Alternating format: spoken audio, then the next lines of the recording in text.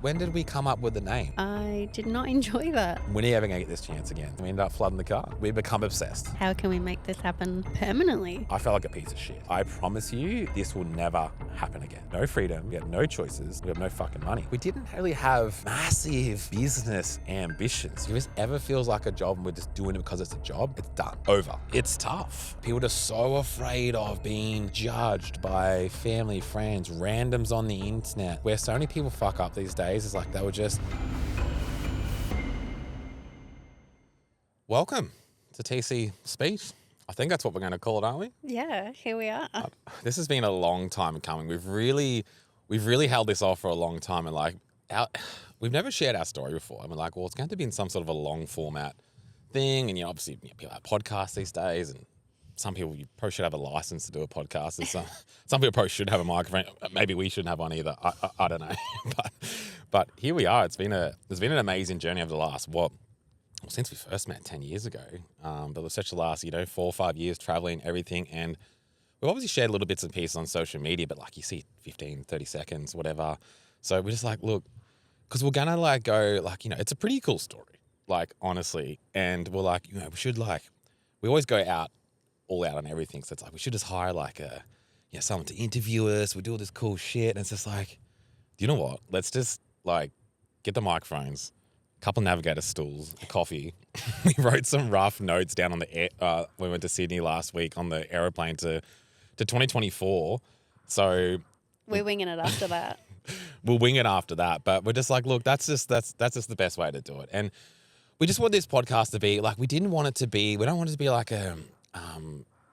all about traveling, full driving. Obviously it's traveling cameras. That's our name. But we just want it to be about everything. We're in such a lot's changed. A lot's changed in the last 5 years, and there's a lot of shit out there where people just bitch and complain and about everything and suck about other people. I'm we're in a world where we don't need any more of that.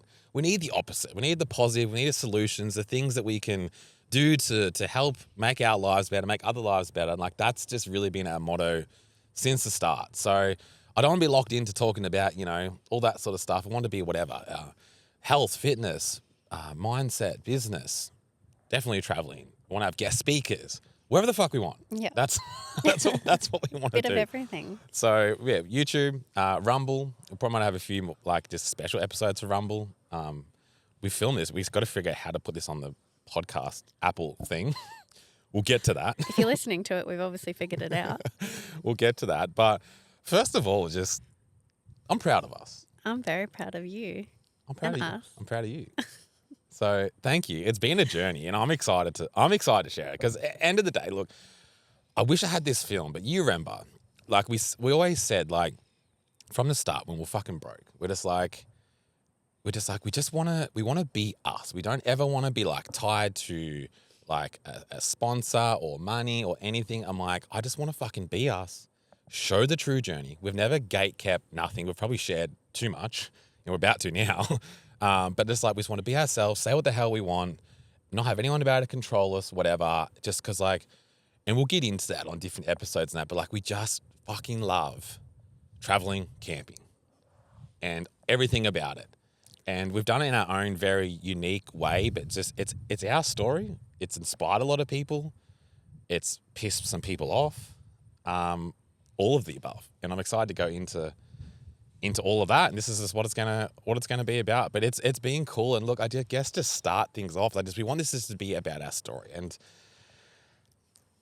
maybe just go into a little bit about ourselves. My name's Josh. If you didn't know that, I grew up in Madura. I was born in Albury, Wodonga. I can't remember which one it was. I think it was Wodonga. And then lived in a little town called Estelle. Not many people know where that is. My old man, he ran the Murray Goulburn store there. This is before your time, Kayla. And basically we lived in a little house across the road from the school. Went there, lived a little farm, and then basically from there we ended up moving to Madura. Dad opened up Bunnings there. So lowest prices are just the beginning. There's Madura journey started 10% off or whatever it is. So Dad opened up Bunnings, and that's what brought our family to Bunnings. We lived at the St. Regis Resort for 12 months. That was the most best thing ever as a kid, living there, living the Madura dream. And not to go too deep into it, basically that's what brought us to Madura. I started working. My first job was at Dolson's. Literally, what's the age you can start working? Like 15? I think it's 14 and 9 months. Yeah, whatever it is. Whatever, like to the day, I was like, my old man was always like, work hard. So definitely hate him for a lot of things about that, but thank him for thanking for it these days. That's our dog over there just eating some sort of shit in the paddock while we're doing this, but whatever.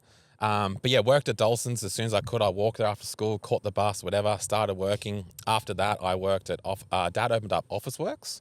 So I actually worked for Dad at Officeworks. I ran the receiving room out the back there doing parcels, all that sort of stuff. My OCD had the most cleanest, organised storage room in Australia, which is which was pretty cool. And then after that, I ended up going to America on a ride trip with some boys, and I ended up quitting that job. And in between then, the local postie come past and spoke to Mum. And Mum was kind of like, I think she must have mentioned, I needed a job for a few weeks. He's like, oh, it's time to come in on Monday. No idea who this guy was, whatever. Went in there, ended up being a postie for 6-7 years. I don't know. Yeah. It was a while. You were Yeah. a postie when I met you. Yeah. Express Post. That's how we that's how we met. But then in between that, I basically I don't know, sort of low mid-20s, kind of like, fuck, what am I doing in my life? Like, sort of feel a little bit hopeless. And then I ended up, I had a passion for helping people. And Dad got me into getting massages when I was young for arm pump, 15, 16 sort of thing. And then I just always had like a bit of an interest of it. So I'm like, well, fuck it. I'm just going to do a massage course. And ended up doing that. And when I finished that course, I broke my wrist in half. So that sort of like delayed my career a little bit. But then and that's kind of, we'll get into how. You sort of skipped a little bit, but we'd started dating by then. Yeah, we'll get into, I don't want it to be a 3-hour freaking podcast, but basically I ended up just doing that on the side, and ended up sort of transitioning into full time, which again, we can get into that, but basically it was just one of those things where it's just, to sort of built it. I was, delivering mail from friggin' 4 or 5 o'clock in the morning. I was the one that went in there, sorted the whole town, lay the whole town on the ground, basically. Have to know it in your head, go through, sort the parcels, everything on the ground, put it in the little containers, into the van, deliver it. The guy I worked with at the time, he did actually have the bikey sort of bikey license, like the contract for the bikes as well. So I did a little bit of that as well. It took me a lot to persuade me into doing that, but yeah, long story short, that's what I ended up doing. Ended up going full time with my massage business as well. For again, I don't know how long it was, but built a really good client base and really, really enjoyed that. But that's sort of my sort of just quick background career. And obviously I raced motorbikes since I was, what was I? I started riding when I was 10 or 11. Went to my first race, went to line up, started crying, went back. Dad ended up getting me out there, and I ended up going out in my little Blundstone boots and on a KX65, and then that's when my sort of passion for racing sort of started. I got my first bike, and I wanted like a little TTR, like 110 or something like that. And this was like with the year when the KX65 first come out. And Dad's like, Dad research, he wants the best. I'm like, I don't want that thing. Like I was scared shitless. Like I don't want it. And when I first got it, I was scared of it. Didn't want to ride it. But just ended up getting over it and riding it. And that's sort of how my racing career sort of started. So we spent a lot of time, when we first met as well. Like I said, I had a bit of a break. And then we sort of got back into it. Our last sort of like couple of years of my career, which was, like obviously the Hatter Desert race, all that. You were involved in that, which we'll dive in deeper into there. But yeah, I ended up racing for about 20 years. So that was like our whole sort of thing, and a big part of our story. But tell us a bit about yourself. Wow. Alrighty. So, obviously, my name's Michaela. Hi,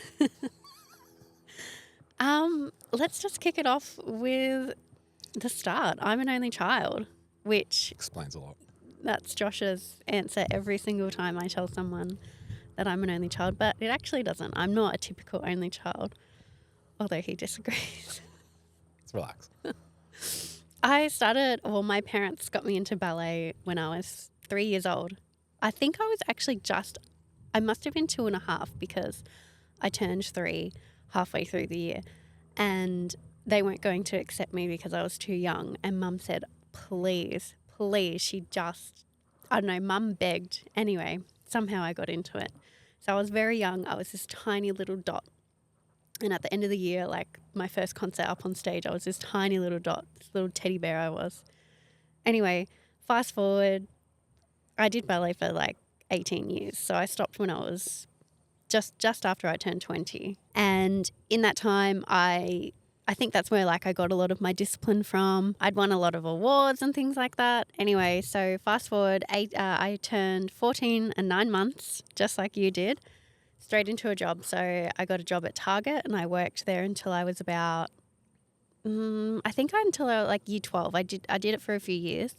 But then year 12, I wanted to take that a little bit more seriously with my schooling. Also taught dance in the meantime and all that. But long story short, both of us, we didn't go to uni. And I think that's a blessing.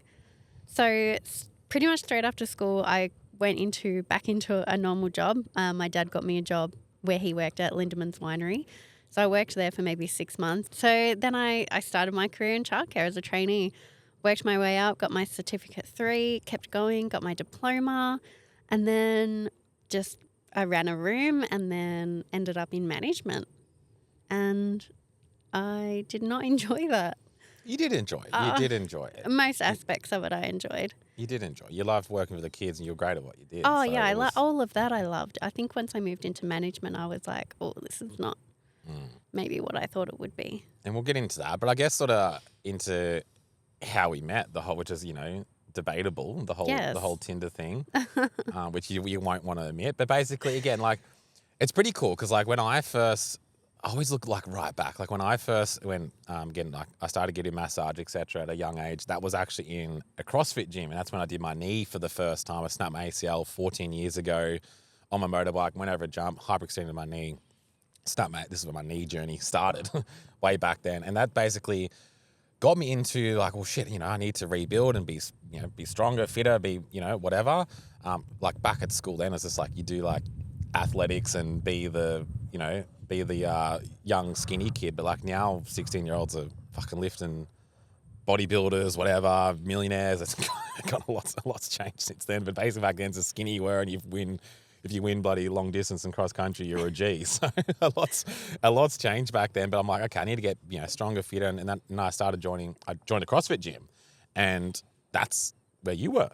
Yeah. So I started the CrossFit gym because my parents worked at the winery, and they got offered like a special, thing to do fitness through that gym.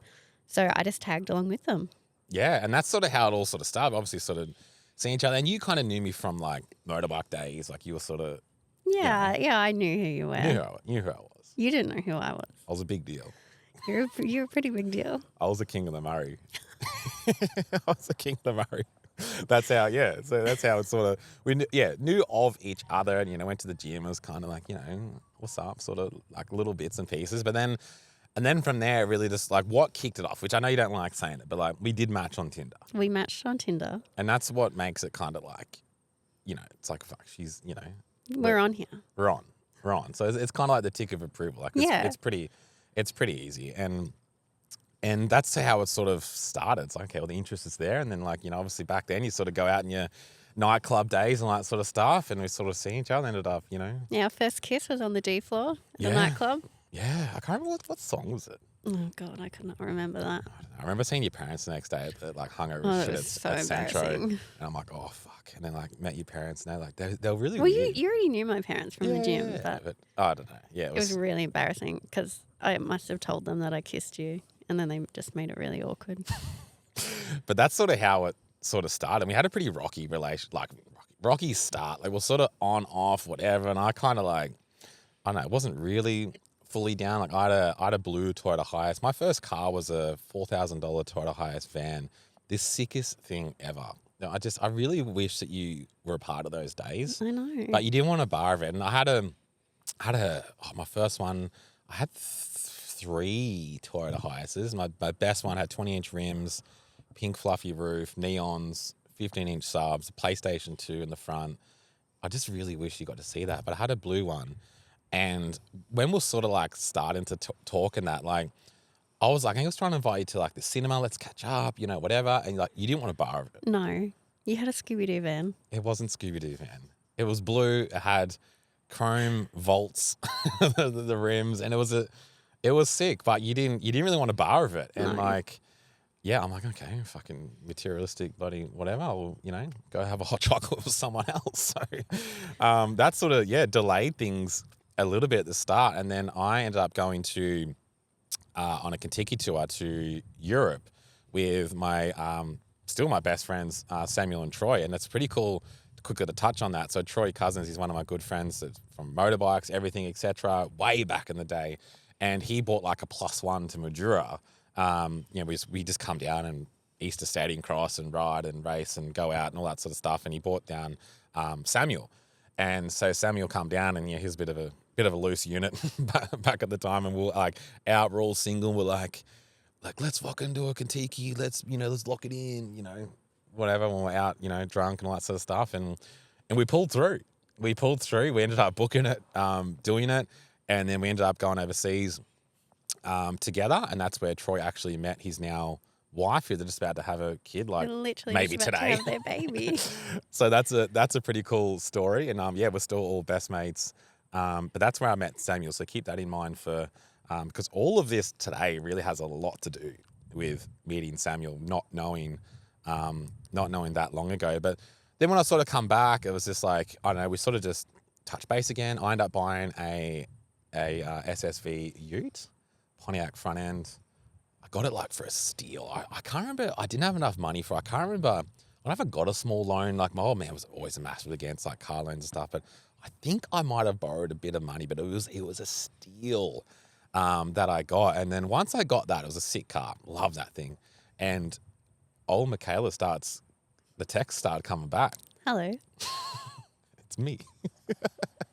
You come back. I'm like, I've got other plans. Like whatever. Well, I think you actually got the car before you went overseas. I think I did, yeah. And then I think I was always interested in you, but I just could not get over the van, even though I'm not materialistic. What was the thing with the van? Like, do you think I was going to like do something dangerous? No, not at all. It was just that it just looked like a Scooby-Doo Okay, so van. relax. So if I went and bought that van, sold all this shit, bought the van back. Yeah, well, how you gonna act? I know you now. I didn't really know so you. So it was a trust issue. No, it wasn't oh dear. Okay, anyway, but yeah, so I'm like, got other things going on now. Put it kind of too good for you, sort of thing. But Yeah, you we did ended a up, little bit. But yeah, we ended up sort of rekindling sort of thing. But yeah, it was on and off, and like I don't know, I kind of like got turned off you a little bit. Yeah, you did. You were quite mean. You're not mean, but I was cautious. you didn't like my uncertainty. I was cautious. You were young, like, Yeah. because you were young at the time, and I'm like, Well, so were you. yeah, but like, I was just kind of like, Mum's like, you're a mature woman, you just didn't know, you didn't have your shit together, and it was just kind of, I don't know, but we just kept getting drawn back to each other. We it did. was just meant to be. So that went on for maybe what, like 6 months? probably, yeah, I was 20. You would have been 23. okay, yeah, and then And by the end of 2014, we were boyfriend and girlfriend. yeah, and that's where it all started, and then basically to skip forward from there because we ended up buying a house pretty soon. We actually, you were living back at home with your parents at the time, and then you decided that you didn't want to do that, and one of your other friends, who's also called Josh, was single as well, and you decided to get a rental together, which actually your sister-in-law's sister owned, so it was quite easy to get approved. Yeah, I didn't have So much money. you moved into I look that. after the garden though. So we started dating at end of 2014. You moved into that at the start of 2015, and 3 weeks later, I moved in there too. So we Wow. started living together, like straight away. Yeah. So, yeah, risky. But we did that, and then basically again, just worked, gym, whatever we did. I was never really a fan of renting, so I really wanted to buy a house. So we started looking around. I think initially it was going to be my house and we were going to live there together. Yeah, you had the money. You had money. Maybe that's what drew me to me. Yeah, we had a bit of cash. Yeah, only child. Your parents are great. No, and because I had started working since I was 14 and 9 months old, I'd saved all my money. You didn't save all that.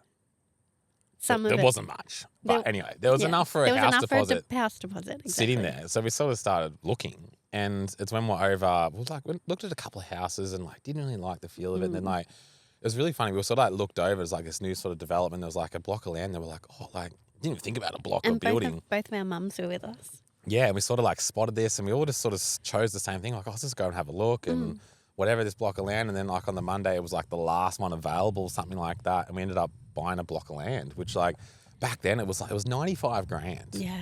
What year was, you're the best? Was that 2015. We'd been dating for maybe like 6 months. Shit. Yeah. So we ended up buying that for 95 grand and we're like, oh, we'll just sit on it for a while. And how many months, you're the best of months and dates. Like how long after that do we start building?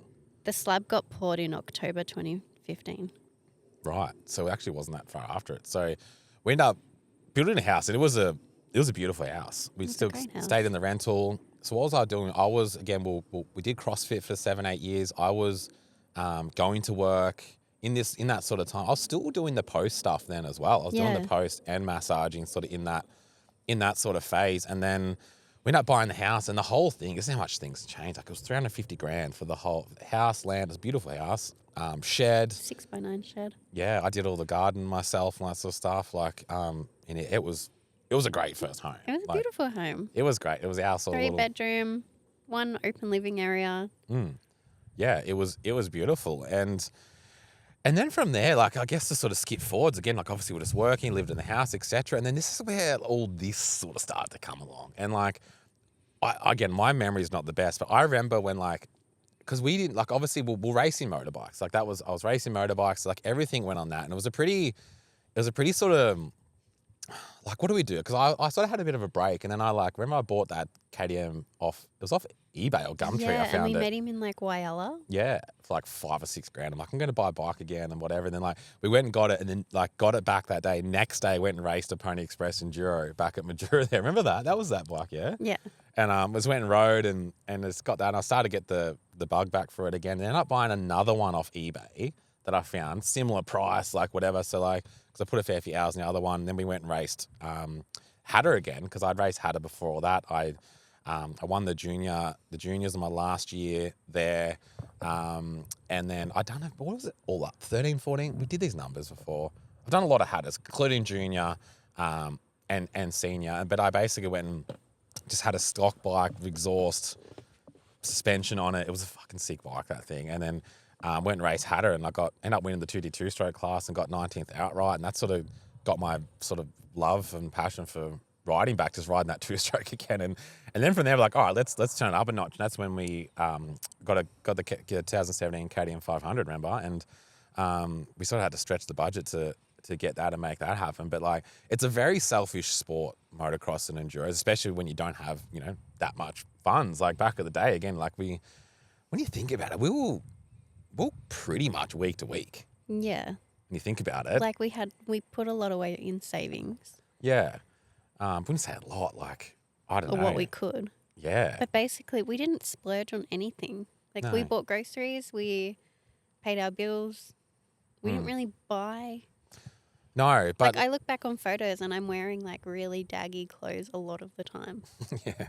But it was a big part of it. And, like, obviously, I think where, you were so good because, like, I had to, like... The level I was at, like, I wanted to get top 10. Like, top 10 at Hatter was, like...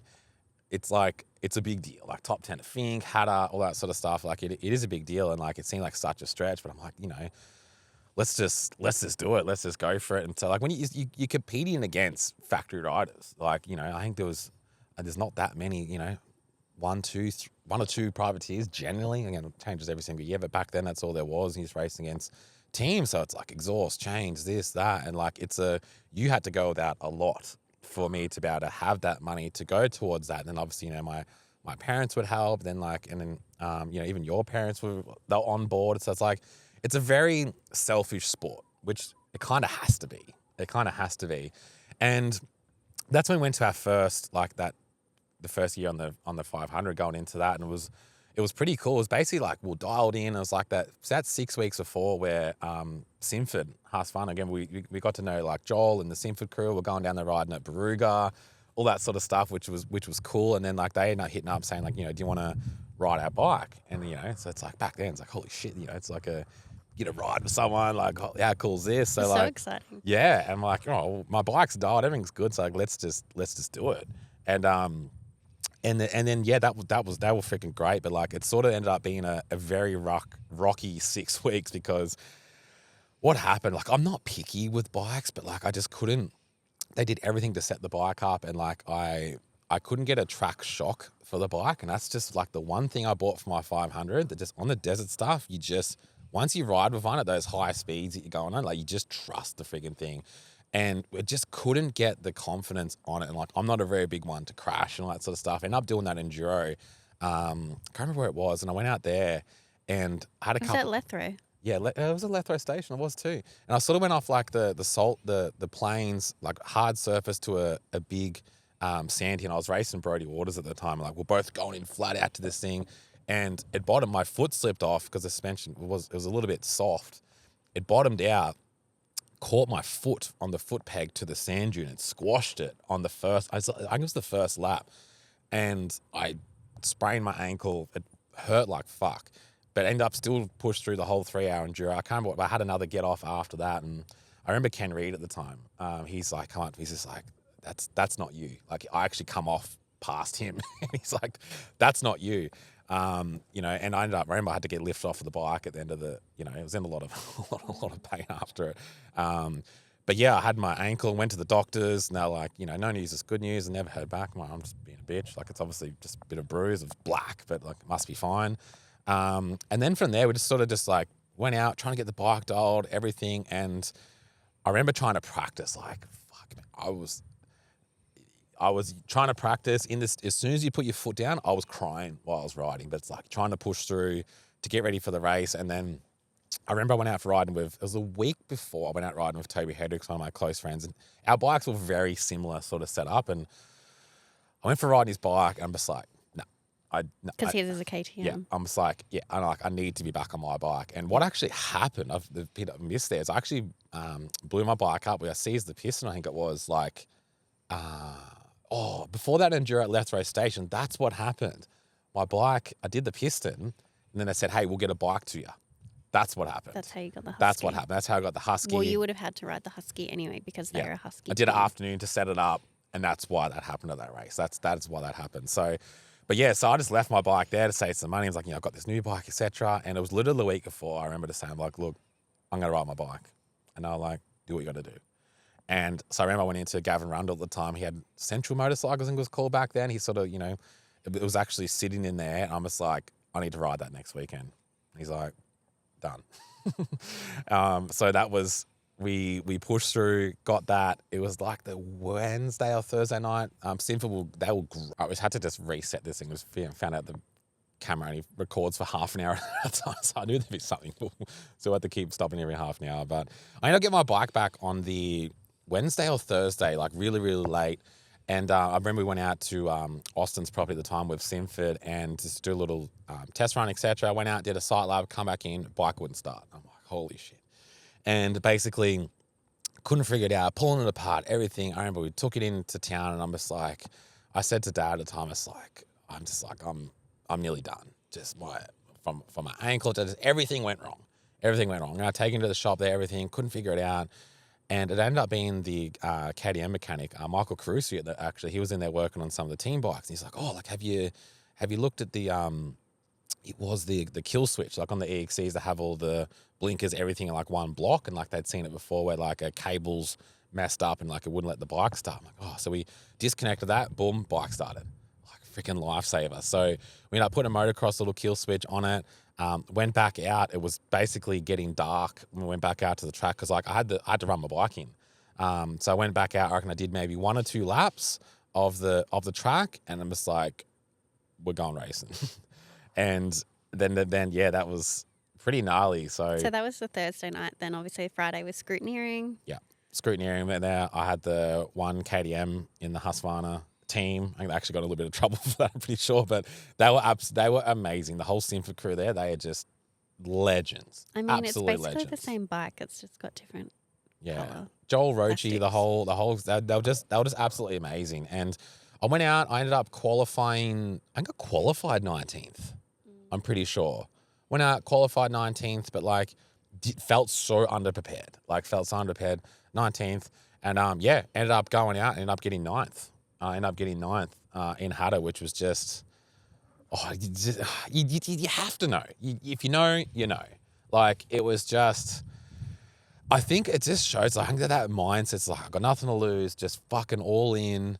Because I remember my second last lap was my quickest time for the whole, because I was on the bike for 4 hours and 27 minutes. Yeah. It's a fucking hard race. It is it's just the mental side of it is so big. And I remember, it was on my last fuel stop. I remember Jason Stewart, I heard someone like yell out, because I never used to really like hearing what position I was in. I just go out and do my thing and is what it is. And someone said like, a couple more spots in the top 10. I'm like, shit, like I didn't know I was that close. And I remember catching up to, I know Alex Bolton. I knew he was near the top 10. I remember me and him had a bit of a battle past him.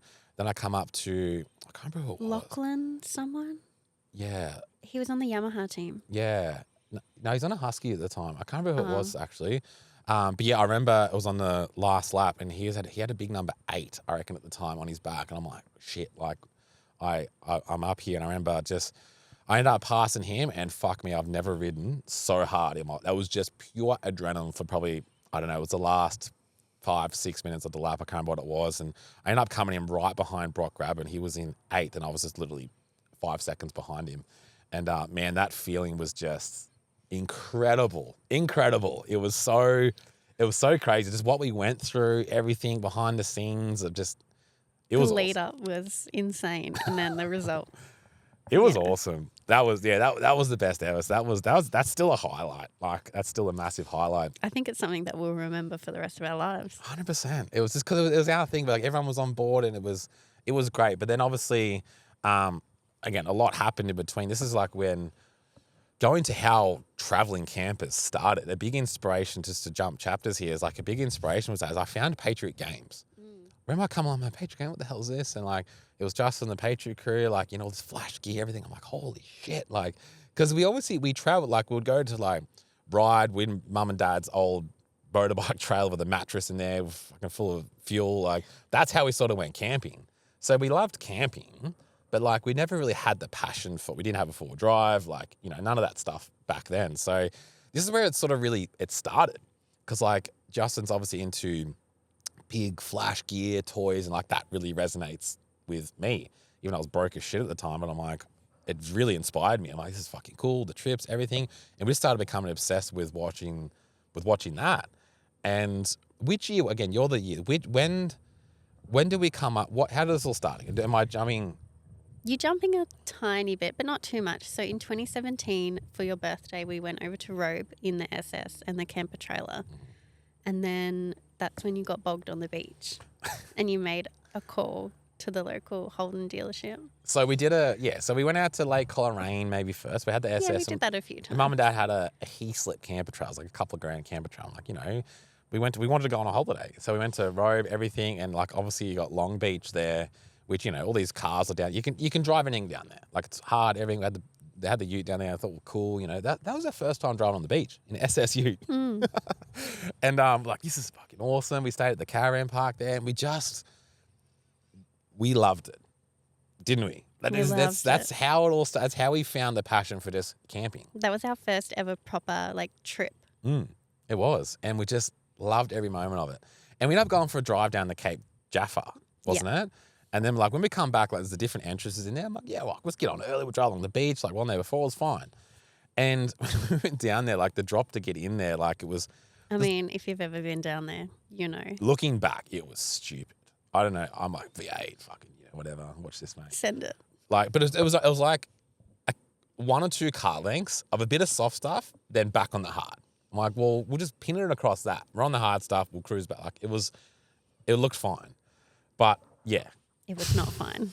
We dropped in on the sand, bellied out, bogged, SS ute. I'm like, shit. Obviously, we had no idea what we were doing. And then, what is it like it wasn't Jimny, like it was a little, I don't know, little. It was a little something. Little something. He come along. Shorty something. Whatever. Like, I didn't even know. Like, I can't remember what we hooked it onto in the back of the car. And like, I'd say it was the tow ball because. No, we weren't that dumb. Nah. I don't Nah, know. it would have been onto the back there, and then he goes to pull it. And we had no gear, so we had to use his gear. His snatch strap snapped, hit the back of the car. It didn't damage it, thank God. We're like, fuck, and then ended up getting another strap. I can't remember. And then we're like going, it's this going, fucking up stones and shit going all over the car. And I'm The in this. rims got so scratched. It was a fucking disaster. And when it's like, all right, I think it's time for We need a get full drive. So we ended up going in to hold it on the Monday, and we're like, that's when they had the Colorado, the Z71s. Like, these are awesome, and we traded it in, like, still a trade in, etc. And how did we buy that car? I can't remember. We did the trade in, and we must have We had. didn't get much for the trade in. We must have had money. I honestly can't remember. I need to look that up. I can't remember. How long since that? And when did we get the car? 2017. So how long do we wait for the? So we didn't have to wait that long. No, we didn't have to. Back then you didn't have to wait for cars. Yeah. So yeah, we ended up trading and got the. We got it like 2 weeks later. Right, we got the Colorado, and then. So when in between that, we went to the full drive show first? Yeah, that was before we even named. It had a page, nothing. Okay, yeah. Yeah. So we had the Melbourne. We had the Colorado. Yeah. We had the Colorado for quite a while. And then in August 2018, we went to the Full Drive show.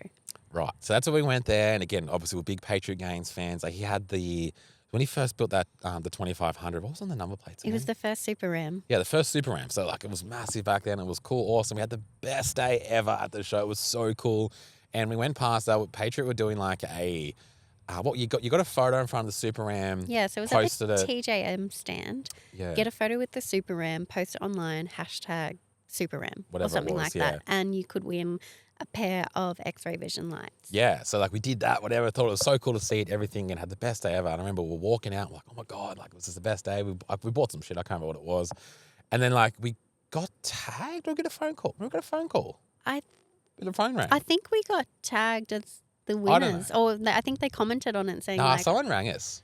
Yeah, right. I reckon anyway, either one of those things happened, and we'll walk into the car, we're like, holy shit, like, well, we're still here, we'll come back. Like, it's like we'd won. So I'm like, fuck. So we went back there, got to meet Justin. We also met Troy from X-Ray Vision. He was absolutely great. I'm like, oh, like, we're going to put these to good use. We just bought a forward drive. Like, we're going to, get out and do some traveling. Like, stay tuned. All this sort of stuff. And we're fucking stoked. Absolutely stoked.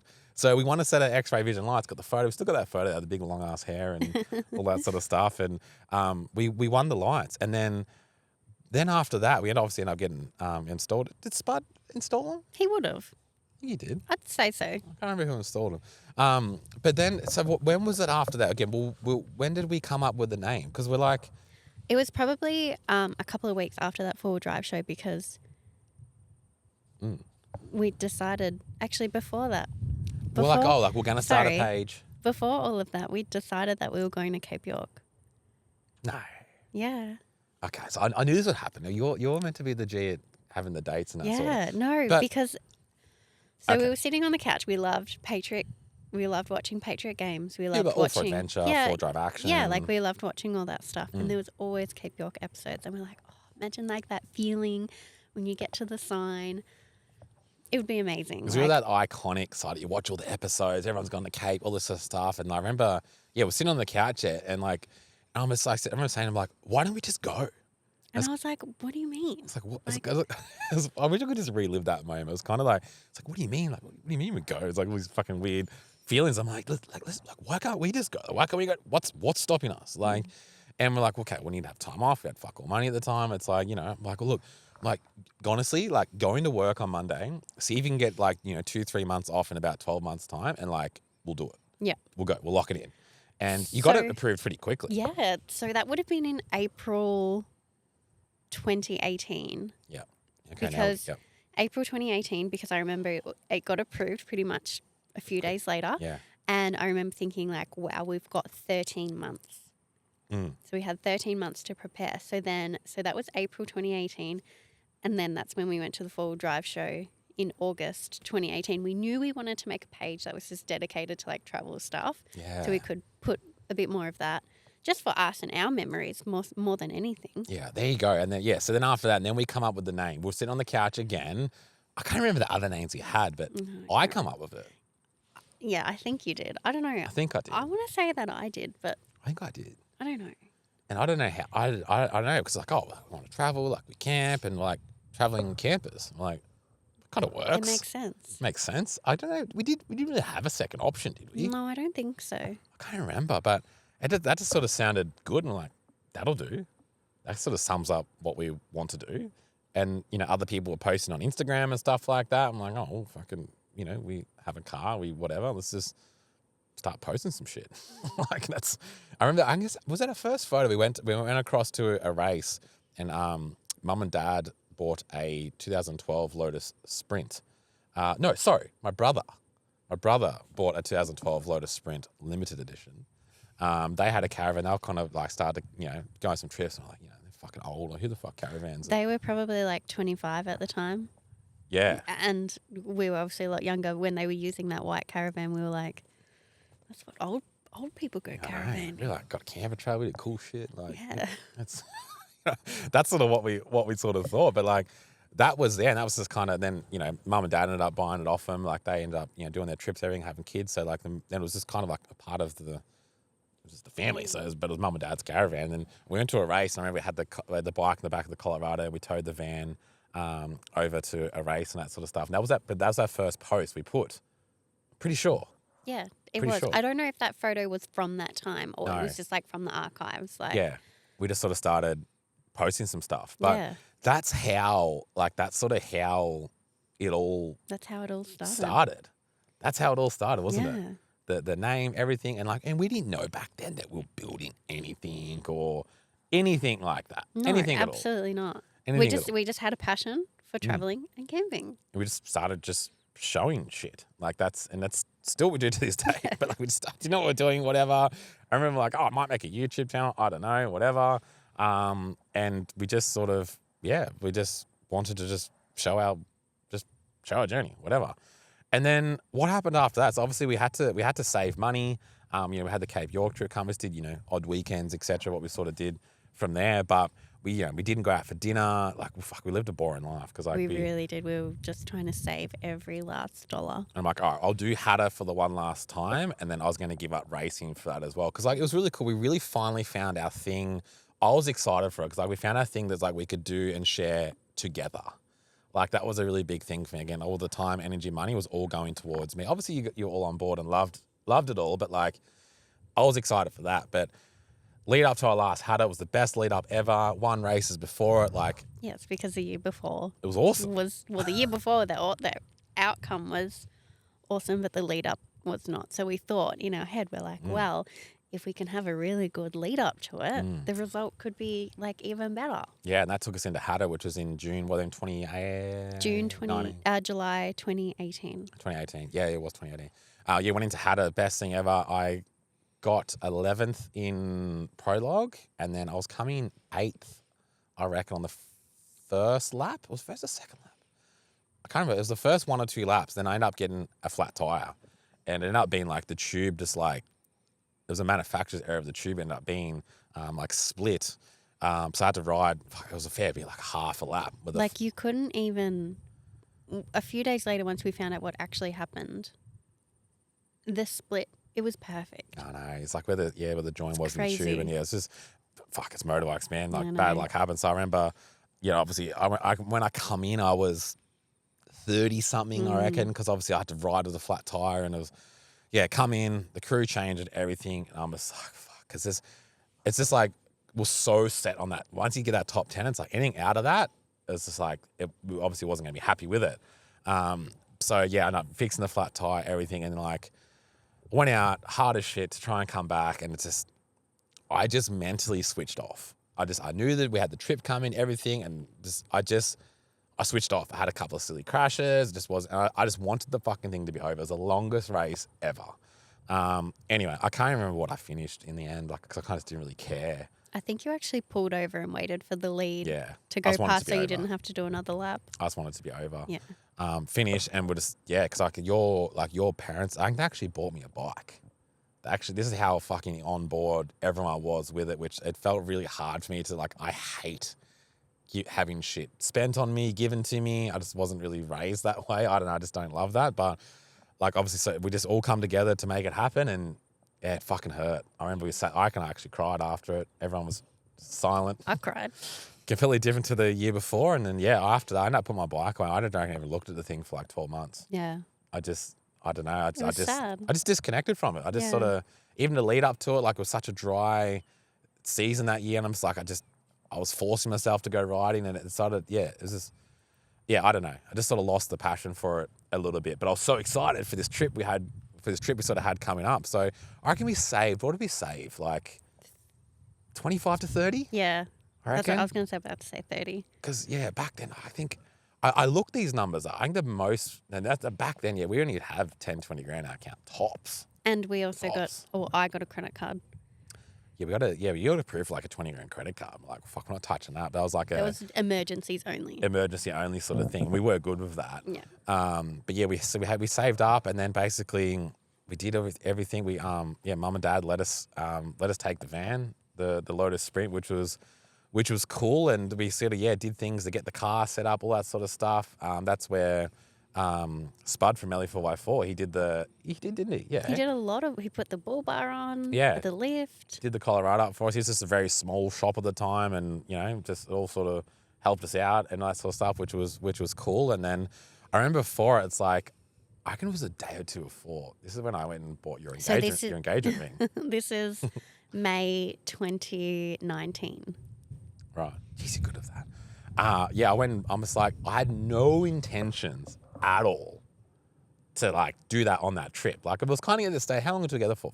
4 or 5 years? 4.5 years by that stage. And I'm like, like the pressure was starting to get on. I'm like, everyone can fuck off. Everyone's telling me to, do this, do that, have kids. I'm like, I hated that stuff. But I'm like, like, imagine getting engaged at top Australia. It means Cape York. It means a lot to us. And like, literally the day or two before I went in, I had no idea what I was doing. I was like, look around. I obviously had fuck all money. And I looked around, like, nothing land. I'm like, that's kind of like that there is what I had, the picture in my head. I think the lady showed you. Then I'm like, oh, fuck. It was a lot of money. I'm like, it just stuck with me. I just like, loved it. And then I'm just like, ended up pulling a few strings and made it happen. So you obviously had no idea about that. I had no idea. I don't know where he got this money from. I just had a thought. There was no money missing from our account. Sneaky. I just had a thought. I'm just like, fuck, I'm just going to do it. I'd like literally that day, I'm just like, I'll just go get it. I heard it was like lunchtime at work. And that's how it happened. Just thought, bang, do it, grabbed it, whatever. And we hit the road and we went to May, I think it was like the 6th of May, 2019. Yeah, and we went to Estelle because I've never been back there since we left. So we went down there, nice little spot in the river there, went back out where I used to live, drove around, and fuck, that was great, wasn't it? It was beautiful. It was so good. And because we didn't have much time, like, we were just such in a rush, like, but we went there, and then I reckon in like a day or two later, we were like at the Gold Coast. It was quick, but we went to like the Wadigans, the Blue Mountains on the way up, because we'd like seen everyone else do all the tracks. Like, it was that was the best, wasn't it? It was so good. Fuck, it was the best. And it was just so good. But obviously, like, Cape York was like the main destination. It was so, like, couldn't wait to get up there. And oh God, it was just the best. And then I remember we got up to Cairns, everything. And is that where we met Elnick Adventures as well? Was that? Yeah, that was after Cape York, though. Okay, we'll get to that because that's kind of a cool part of the story, I guess. Yeah. Like, just giving them a bit of a mention. So we went to Cape York. Yeah. And we went up there in the van, leaf sprung friggin' van. It was just great. Mum and Dad's vans. Like, we went down to Bloomfoot Track, everything, and just. I mean, we were very responsible. Oh, 100%. Yeah. Then we went into, what's the first campsite? We got stuck in the fucking water in the one just outside of Cohen. Yeah. That river, that little river camp, just north of Cohen. Yeah. Like, I can't remember what it's called. 5 The minutes. Bend. No. I don't know what it's called. I think it is. Everyone goes there. But we went in there and I'm like, we're hardcore. We watch lots of four-wheel drive shows. Like, we'll go across the river and camp on the other side. Yeah. So I took the van across the water there and then got through, but then backed off and got stuck on the other side of it. There's all people watching, like these young fuckers, and had to get the winch, everything. Anyway, prime spot on the river there. Like this, how good is this? Such a good spot. How good is this? And then, so that was sort of part of the adventures. And then got up, stayed at Bramwell Station, and then, you know, as you do, and then we went and did the first half of Telly Track. We're going to do it by ourselves, ended up finding a couple of just randoms at Palm Creek. Yeah. At Palm They're Creek. from Rockhampton. I mean, I've gone down Palm Creek, didn't we? Because it wasn't that bad. Yeah, we Yeah, we did. did. It was, In the Colorado. yeah, it wasn't. It wasn't like how It it wasn't. is now. No, yeah, it's different every year, but like, it wasn't that bad that No. year. Yeah, we ended up finding some people there. We sort of stuck with them, and you know, and thank God we did. Like, we did the first half. Like, you know, it was just the best, the best day ever. And then, but I was kind of like, you know, like, oh fuck, like, you know, it's getting deeper. I knew the second half had more deeper water, and I had your engagement ring in a sock underneath my seat. Which I had no idea. You obviously had no idea about that, and it was this. Yeah, so we ended up getting the van, went up to the next stage, the next sort of second half, and then we ended up going to Elliott Falls, Twin Falls. Elliott Falls, Twin Falls. Elliott Falls, Twin Falls. We went in there. It was just me and you. We had the whole place to ourselves. Yeah, we had the whole place to ourselves. Like, holy shit! Again, after all the videos we watched it, and again, zero intentions. Like, I'm just like, we had a swim, whatever. I'm just like, I should just do it here, because I was nervous that we're going to flood the car. I'm like, if I flood that car, like, that's my fucking life savings, like, under that seat in that sock. So, but also I'm like, perfect timing, whatever. I wanted to do the tip. I wanted to do that, but I'm like, when are you ever going to get this chance again? So like, I like went back, fucking shit myself, like, got it, put the ring down my jocks, went back. I think you went back to go, like, you went back to check on the dog. Check on the dog. Because, we were in. That was my plan though. She couldn't come with us. Yeah, she could stay in the car park. So I went to check on Georgia. But that was my plans to go back myself. Got the ring, put it down my jocks, went back down there. I'm like, oh, we'll set the drone up and, you know, get a whatever. Which I had no idea. I thought nothing of it, because we were, like, you know, filming the whole thing. We were doing YouTube back then as well. So I thought, oh, you know, it'd be a nice little thing for YouTube and for us. And yeah. Yeah. And then I did all that and then put my hand down my pants and pulled out a big ring. Pulled out a big ring. And it was so special at that time. And, you know, it was, I think you started crying maybe. I remember you opened the box and I still obviously think of it, but I remember thinking, like, that's the most beautiful ring I've ever seen. So yeah, that ended up happening, and that was absolutely amazing. And we sort of celebrated back at camp, etc. And the next day we went out on the second half of the track, and we ended up flooding the car. So I think times. I think my the universe was just telling me something. It was a very expensive trip. Yeah, so ended up the car was like, the engine was fine, but obviously we got stuck, and The car still worked. ended up flooding the car. So basically, by the time we got up, we still had to continue along the track, and you know, a few things going on. We were stuck in two-wheel drive, everything. So we got, you know, towed through Nolan's at the end, and we just wanted to fucking be over. But Yeah. we ended up getting up to the remember we got up there and it's all just fucking oil like all over the van. I'm like, holy shit, because obviously we did have diff, because one thing before we left, I'm like, diff bravers and diff lock, we had no money. We're like, you know, diff lock back then, like lock diffs, like fuck yeah, like go through anything. But we didn't do it. No, we did neither. No, and if we did have that, we wouldn't have got stuck. Yeah. But anyway, we just couldn't afford it at the time. So, but because the diffs had filled up of water, overheated, fucking spewed it all out. And then remember we were on the fucking Jardine ferry, because we didn't know. We drove like an hour and a half. Yeah, well, we drove from Twin Falls to the ferry. Yeah, and we're on the ferry, and like the car just had no power because like the oil, it just got that hot. It's a little bit steep getting off, driving up off the ferry. So like we're going off the ferry, and like I'm flat, and the car's just like wasn't going anywhere, and the guy's like, the black guy on the thing, he's like, he's like, go. He's like, go, bro. Like, you know, and I'm like, I am. Like, it's not moving. He's like, what is he? He's like, oh, it's an automatic. He looked in the window and he looked down at the gearbox and he was like, oh, it's automatic. I'm like, no, I'm trying to go. Like, I just couldn't go. And like, I'm like, fuck, I'm going to have the winch, be the first person to winch off the Jardine ferry crossing. But also, there was no one waiting behind us. No. It's not like how it is now where, you know, there's hours of lining up. But yeah, like it just got off. And I'm like, oh my God. And I'm just like, something's wrong. But we just sort of, it was down on power. Anyway, ended up getting there, took it into the mechanics there. I remember I was there like all day just because it's pretty rough up there. And like, and end up sort of getting things fixed. And then we end up basically having the car on the clothesline up there, flooded everything, pulled it apart, tried to clean as best as possible, driving out. What a story. What an absolute story. We made it to the sign. Made it to the sign, did all that, but like, we just didn't trust the car for that. Like, we just need to get back to Cairns, everything. And we ended up getting back there, car ended up getting written off. And again, this is where we're just like, we'd seen Y62s at the time, like, holy shit, like that was like the dream car It at was the our time. dream Like, car. well, and then, they ended up having one in the dealership there, the colour, we ended up taking it for a drive. Went to the Holden shop there because, like, that's what we could afford. Just. If we got the payout we sort of thought we were going to get from the Colorado, everything.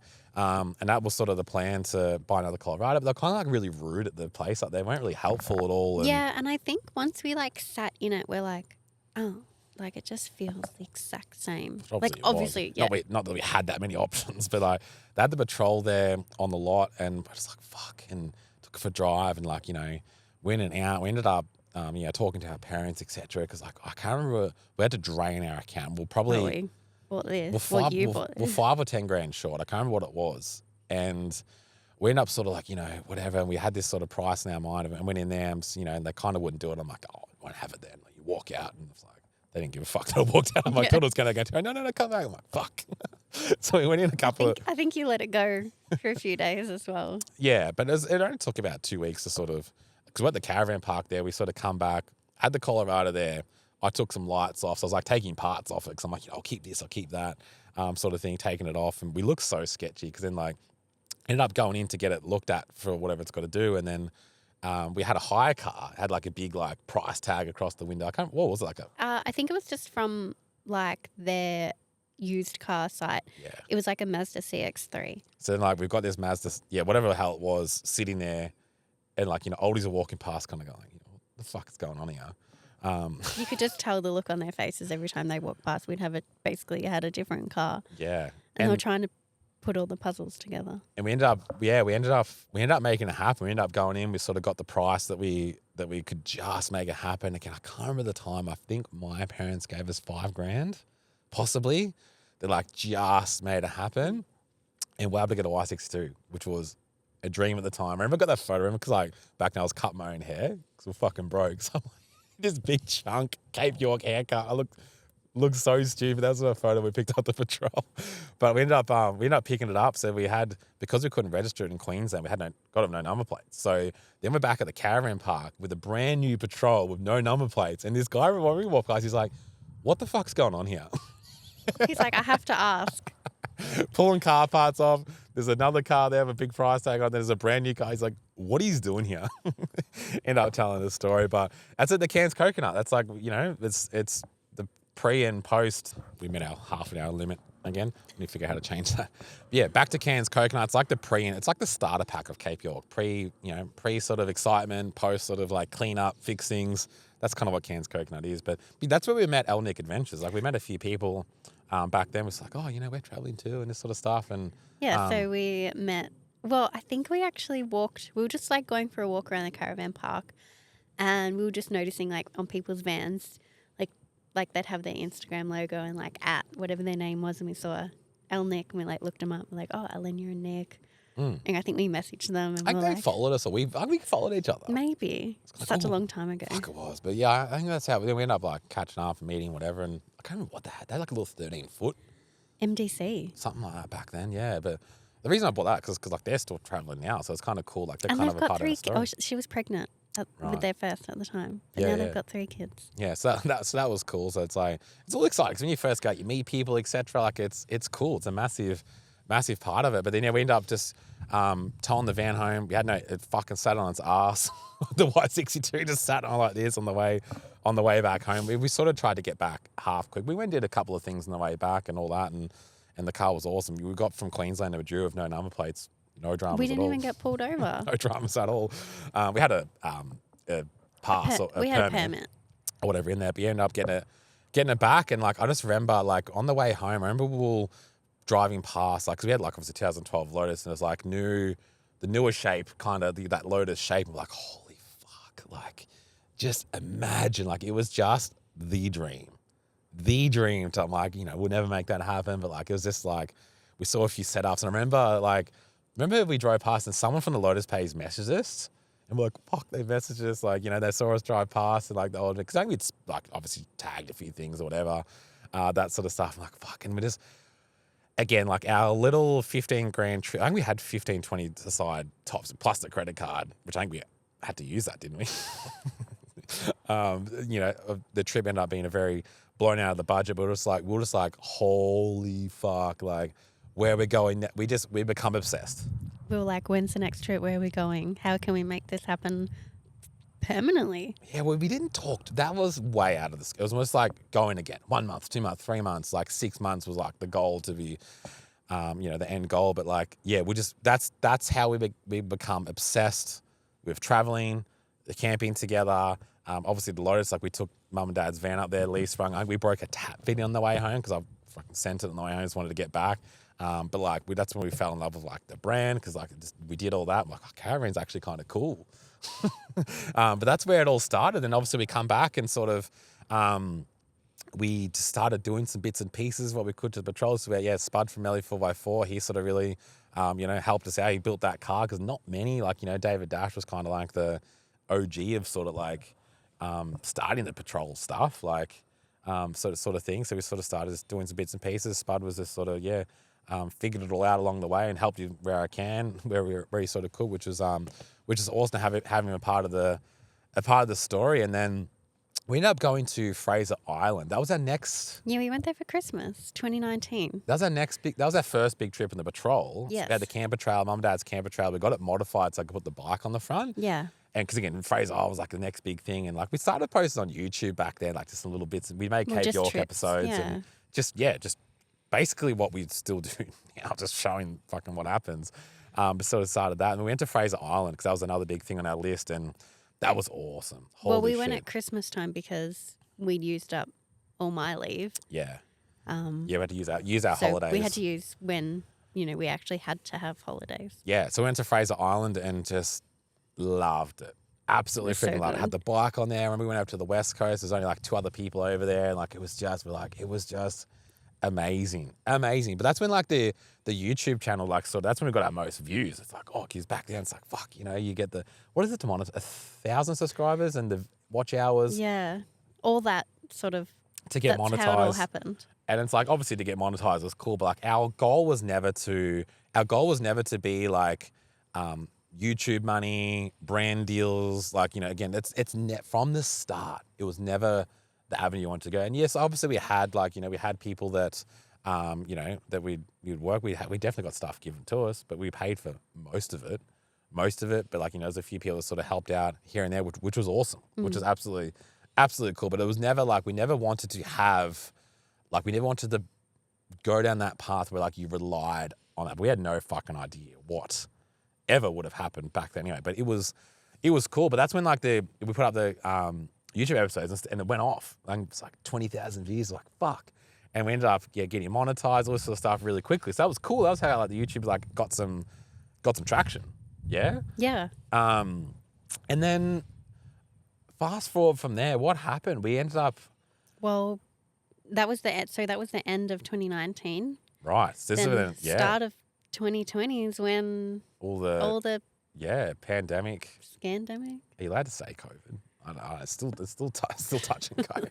But that's when COVID sort of happened and all the shit. This is where it really started to get very interesting. And what ended up happening? Like, how did we? So obviously with COVID, like the story we've told quite a few times. Like, I was a massage therapist. We had a house, everything. Again, this is all just after we just done up the patrol. So again, we weren't fucking millionaires. So like, we ended up at the time of COVID, we had. I keep saying $6,000. I actually looked this up. I found the bank statements. We had $5,700 left to our name. Again, probably not ideal, but back then, if you had $10,000 in our account, we thought we'll set. So very, very different times. But we had $5,700 to our name because we just finished all the money on the patrol. Again, we ended up doing quite a lot to it. We did all in one hit, drained the account. So, but I was a massage therapist working from home. Mikhail was still working. This is when fucking COVID happened. Like, what the fuck? And I just never forget sitting there on the couch, watching the news, fucking Scott Morrison at the time. It's like, it's just like all this shit going on. I'm like, what the hell? No one sees it for. And like, I remember my dad, he's like, don't worry, like the government will pay all our bills and it's going to be okay. And I'm like, this is weird. From the start, it was so off because you'd never been through that in our lifetime before. It's like, well, maybe these things do happen. I don't know.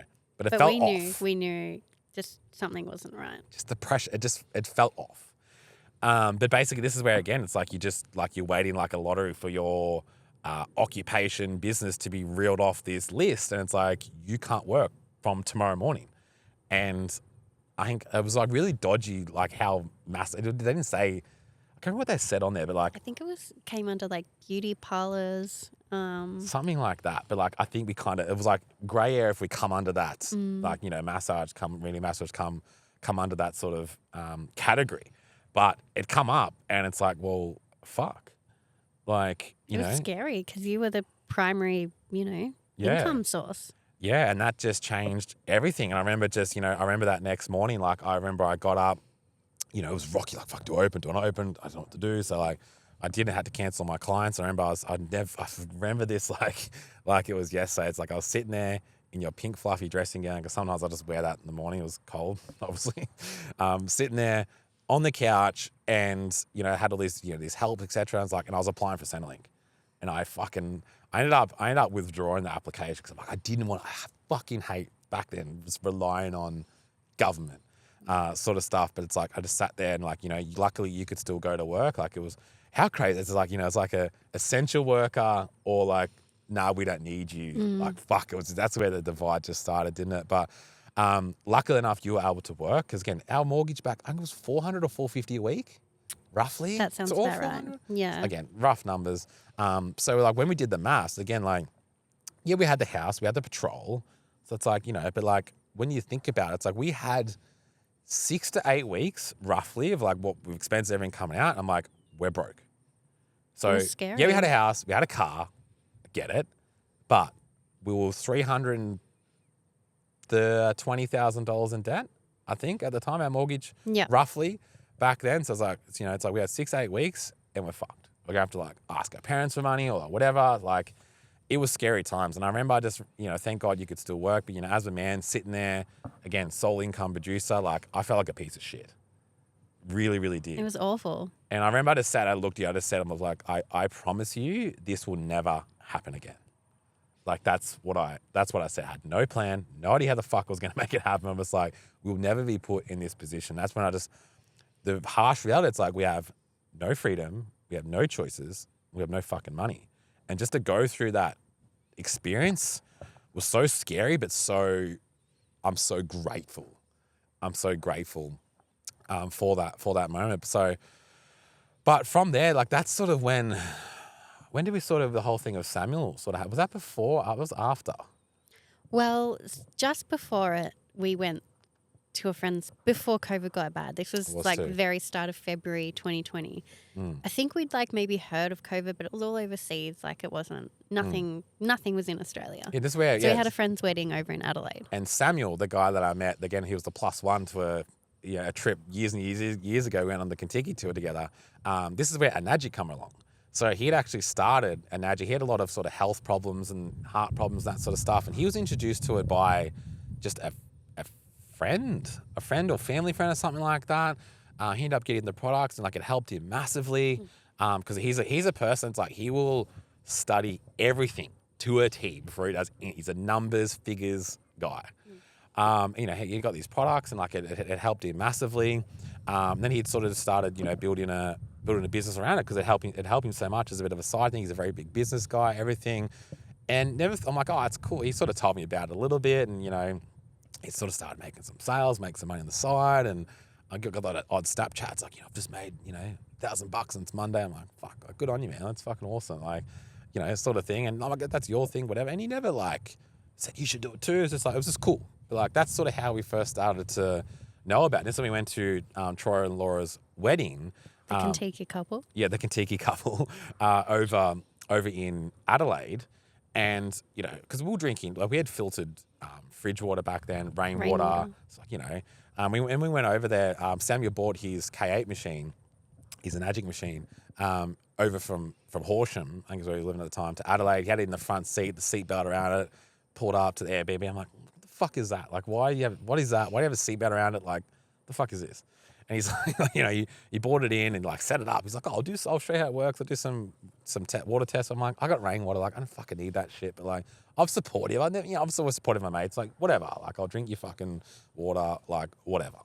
But he ended up setting it up, did some tests. Again, he he knows everything about the scientific, everything. Like, it was really hard to understand at the time. He used a scientific degree to understand what the fuck he was saying. But he ended up like doing some water tests, everything. I'm like, shit. Like, I saw how acidic the rainwater was we had. Like, I got proved wrong with there. We tested the fridge water, everything, drank the water. I'm like, fuck. Like, obviously I was a massage therapist at the time, so I was in that health space. And, so like, well, fuck, no one ever talks about this. Like, I worked with, PTs, physios, like no one ever spoke about it. So I'm like, oh, okay. I was open to it, whatever. Like, drank the water for the weekend. And basically, again, it was a wedding. It was a 2 or 3 day disgusting weekend, very filthy weekend. And it wasn't until the Sunday where like we both sort of said, like, I was on the way home and we were both like, we've never felt so good after such a shit weekend, if that makes any sense. We basically like didn't really, like toward the end of the day, like didn't really even have a hangover. And the only thing we'd done is drank this water that Samuel bought. And we're like, fuck. So went home. I couldn't drink the freaking filtered fridge water anymore. After I'd seen the how acidic the rainwater was, I was really sort of turned off that. But that's sort of all we had. But I'm just like, again, we had like, again, fucking no money to our names. I'm like, but I did all my research thinking about it, this sort of stuff. And then it wasn't until, so then COVID happened. Yeah. March. And then, so the wedding was in February. COVID happened in March. Yes. And so we knew about it, being introduced to it. And then, I can't remember how it happened, but I'm just like, just tell me everything. Like, I'm interested. Like, just, show me how it all works. And basically, fuck, we would have started, like, he just showed me everything about it, everything, and his scientific degree to understand it all. And again, we had $5,700 to our name. So, but we were just so intrigued with, because we just couldn't touch the water anymore. Once you see it, in the taste, everything, that's what sold it for us. So, but basically from there, we ended up buying a couple of products. We bought 2 machines at the time. We put on a credit card. I think it's about $10,000 roughly at the time. And like, we didn't really have massive business ambitions, did we really? Like, we just sold on the product, wanted the product. I'm like, well, I give people a glass of water in their session anyway. Like, I'll just, offer that. No one offers that. Like, that's whatever. But, we ended up purchasing the products, and I just wanted to just use it for a month, have our own experience with it. And we had no plans of doing anything with it, really. Anything, really. So, like, we ended up just getting it, setting up, mega excited. And, I'm like, we're going to change people's lives. Like, it's going to be great. Like, all this sort of stuff. And, like, just, after drinking it for the first couple of weeks, like, just, I had bad bursitis from racing in my shoulders, inflammation in my shoulders from riding bikes and that sort of stuff. You had really bad skin at the time as well. And we just noticed massive improvements in all sort of aspects of our life. I'm like, holy shit. And again, sort of had it in our house, on the bench, this sort of stuff. I've had clients come into my house, and then basically just, they'd seen the machine, they drank the water. 7 out of 10 people would comment on the taste of the water, just because how smooth and just it tastes like how water should taste. And that's sort of how it kind of started, didn't it? Because there was no online, there was nothing. There wasn't. I didn't even know what the fucking online business was back then. Like, so much has changed in the last. So much. Which we'll and get that's into. Just 5 years. Oh God, it's changed. But that's how. So I ended up having like some clients, and like my first person that had come, we sort of got to speak. She had a lot of like allergies, inflammation, etc. And she ended up sort of asking about it, and then like I ended up taking my spare machine I had around there. Like, oh, big business guy, like, dressed up. I'm like, I'll take it. Take it around there, whatever. And she had it for an afternoon. And remember, I got a message. She's like, I want one. I'm like, what? I'm like, what? Like, how do you know? Had it for an afternoon, like just the taste, everything. And she's like, I want one. I'm like, wow. I remember like ringing Samuel. I was like, this shit's fucking easy. Like, I sold my first product. Like, this is easy. What do you mean? and that's how it sort of all started. Like, just because I never wanted to be the person that like sold to friends, family, like nothing like that. And still to this day, we have never cold approach one person about these products or the business ever, even since back then. They'd all seen it, whatever, ask questions, come to us. And that's just I just hate when people do that. Cold approach, everything. It just wasn't us. I didn't want to be those people. And again, everything we do, it's got to feel good, and it's going to be a long-term thing. But that's how it all started. And then we're like, oh fuck, like we're so sold on the product, everything. Again, we always want to put our, back behind something that we actually use for ourselves, love it. And then that's how it all sort of started. We're like, fuck, we could really sort of see this. We saw other people that were traveling with their business, even a couple with a Magic back at the time. We're just like, this is it. Like, this is the product. Like, this is it. It was all that's how we were gonna make it happen. This is it. But we had no intentions. Traveling full time was never on the cards. No. We never even really spoke about it. But like, again, for us back then, COVID, everything, it's like, we didn't want to fucking make a full-time business. It was just like some money on the side. Amazing product, everything. And that's how our first, we had, through my massage clients, we didn't want to sell to friends and family, but like we did because they'd come around, seen it. One of my mates had really bad heartburn. Fuck, didn't get help. I think I probably could.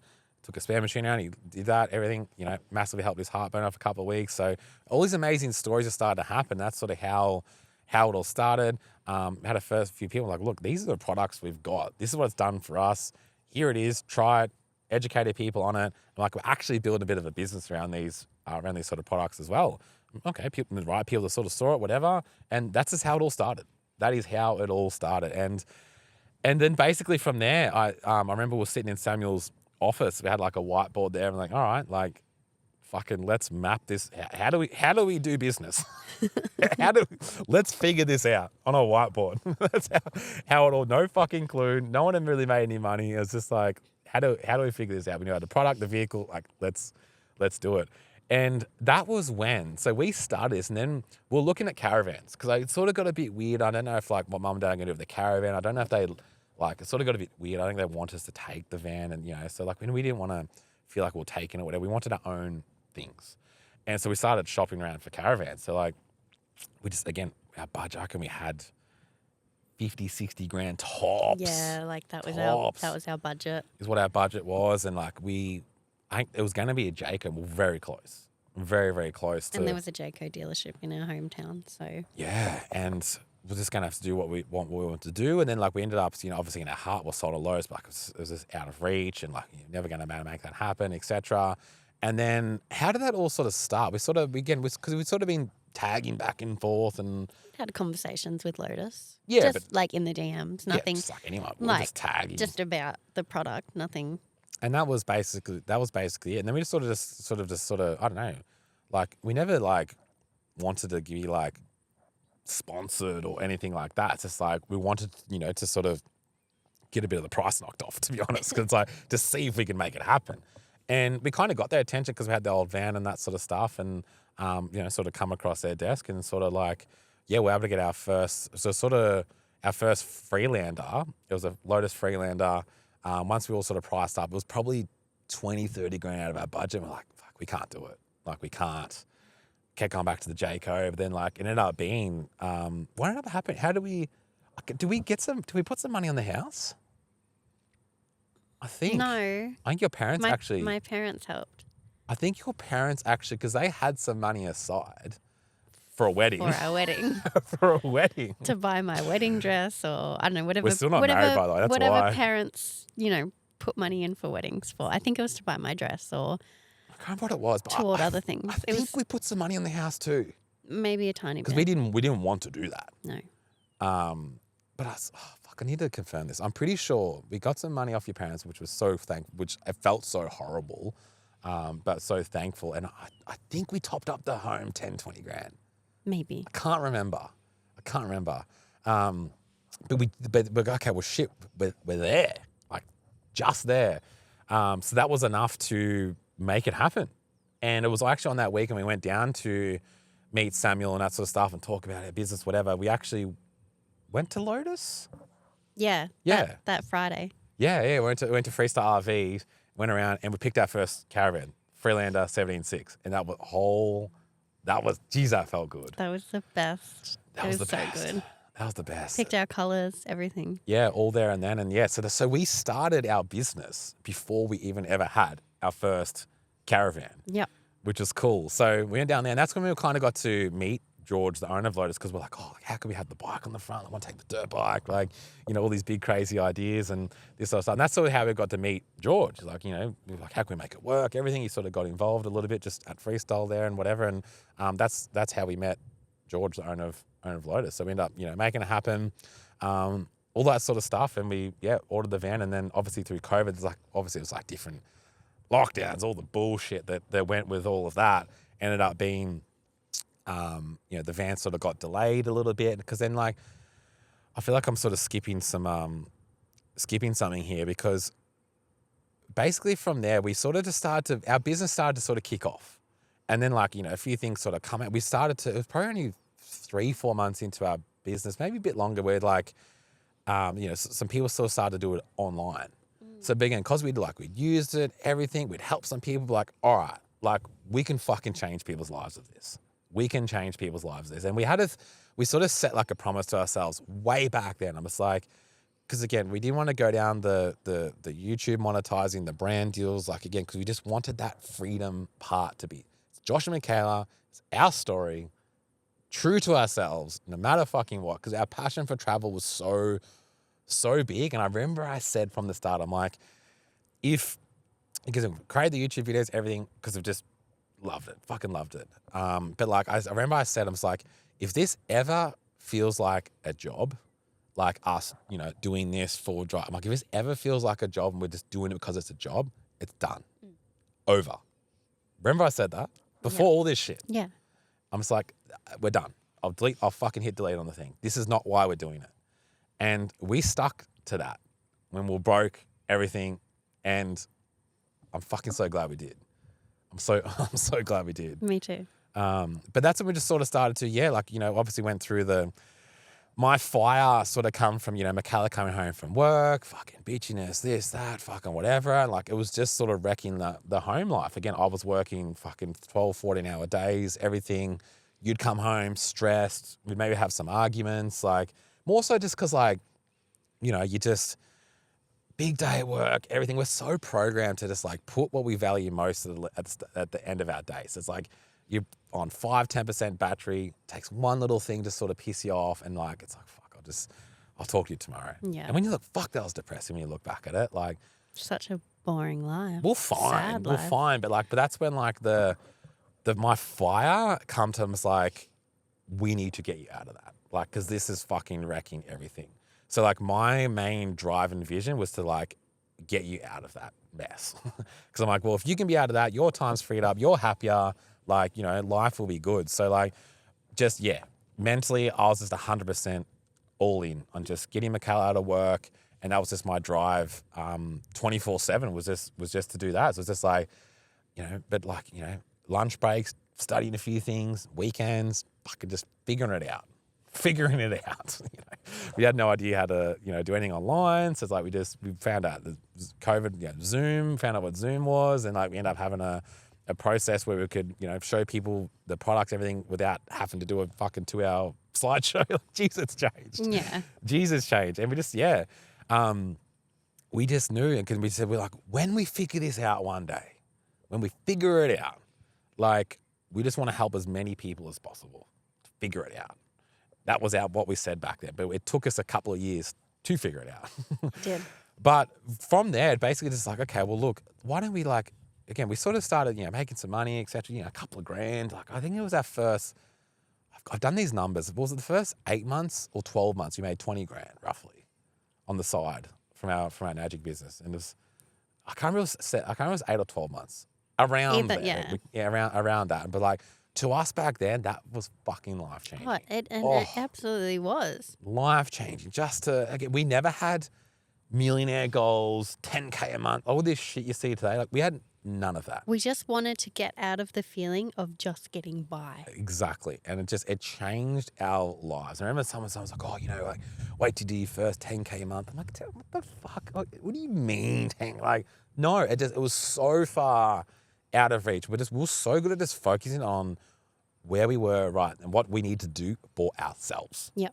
That's that, and thinking in that moment, not thinking, oh, what's going to happen 3 years ahead, when we just needed to think about what we were doing and how we were doing it in that moment. Yeah. And that's how we still operate. Yeah. And it was like, okay, well, let's do a 6 month. We're like, our mindset back is like, we could travel for 6 months, come back, again, keep a massage business open, like work for 6 months, travel for 6 months. That was like our ultimate goal. Yeah. Like, well, fuck, we can make that work without, keep the house, everything. that sort of stuff. So that's like, well, that was how we wanted to do our trip, which we'll go to WA for 6 months. So like we ended up getting Mark Thornton Real Estate to come over. Well, what about, hang on, you're skipping a little bit. Shit. What am I skipped? February or March 2021, I left my job. So that was before. Yeah. Gotcha. Okay. Again, you're the numbers person. So so basically we built our business enough to I can't remember what it was. We were 8 months in. About 8 months in, and it was enough to cover your cover your wage basically. So yeah, we ended up making the call there to get you out of your job. But I was also put in a position where I was basically told I had to quit. That's right. Even though my leave had been approved for this 6 months, we wanted to take off and travel. That's right. Yeah. So we had the leave approved to do this trip. Everything again, typical sort of. They without throwing under the bus, like they'd obviously seen that we were traveling this and our business, Making and money on all this sort of stuff and all that, and not everyone wants you to do that. So they sort of turned around their decision on making Michaela sort of, they basically put it down as like, go on your little holiday, or keep your job. Like you need to pick one. And again, luckily we had just the number one thing about all the shit that happened in COVID is it's like, we made the decision, we signed the contract with ourselves. It's like, we're never fucking going to let this shit happen again. No freedom, no money, no choices, rely on the government, we'll go into another, we will go down this one day, all that shit. And we made the decision and we fucking stuck to it. And we realized we didn't have any of that stuff. We had no money, no freedom, no choices. So we literally dedicate ourselves every single day to working towards having more of that. And that's what we did very, very well. So we're in a position there to be able to say, it's like I just said, tell them to fuck off. That's literally what I said. Tell them to get fucked. I didn't go in and say that. And obviously you're but such a nice person. You did not say that. But we're in a position there to say no. Like we got our passions. We knew it felt so scared, but we knew what we wanted to do. So it was kind of like, in hindsight, like now, it was the push that we needed. 100%. To go all in. Scary. Scary. But we did it. So we're able to get you out of work, which was massive. And also able to start doing less clients a day as well. But we ended up getting, wanted to rent the house out for 6 months. Like we'll rent it out for 6 months, get someone in, even though 6 months is kind of hard to do rentals, but we'll have that and just, that's what we're going to do. And it would have worked. And 6 months, we never even spoke about traveling full time. Did we? It just wasn't on the cards. And Mark Thornton ended up coming around and, looking at the house, everything and this sort of stuff to put on the market for renting. And literally at that step, I don't know what happens. I don't know. Something, he must, I don't know. I don't know. He must have done something, cast some sort of spell on us. But just at that time, we're just like, we made a decision, like, let's just sell the fucking house. And he was like, oh, really? We just made the decision there and then. And I don't know what led to it, but it was just meant to be. I think it was just from all the COVID stuff. And the way it was all going in Victoria, all the bullshit, like it fucking turned me off people. Yeah. Even with my massage, I loved my massage career, but like, I just honestly got sick of people. I know that sounds very rude, but like, it was just that whole mentality. This is where my mindset just fucking changed forever. Because like back then, the bullshit would happen on the news, and because I'd have 5, 6, sometimes 7 clients a day, whatever. You hear the same shit, the same complaints 5, 7 times a day. And what really did it for me, like, each lockdown, etc. It's like, oh, I can't go to fucking Adelaide to see my mum, my brother, whatever. I can't go here, I can't do that because of this. I'm like, oh yeah, fuck, whatever.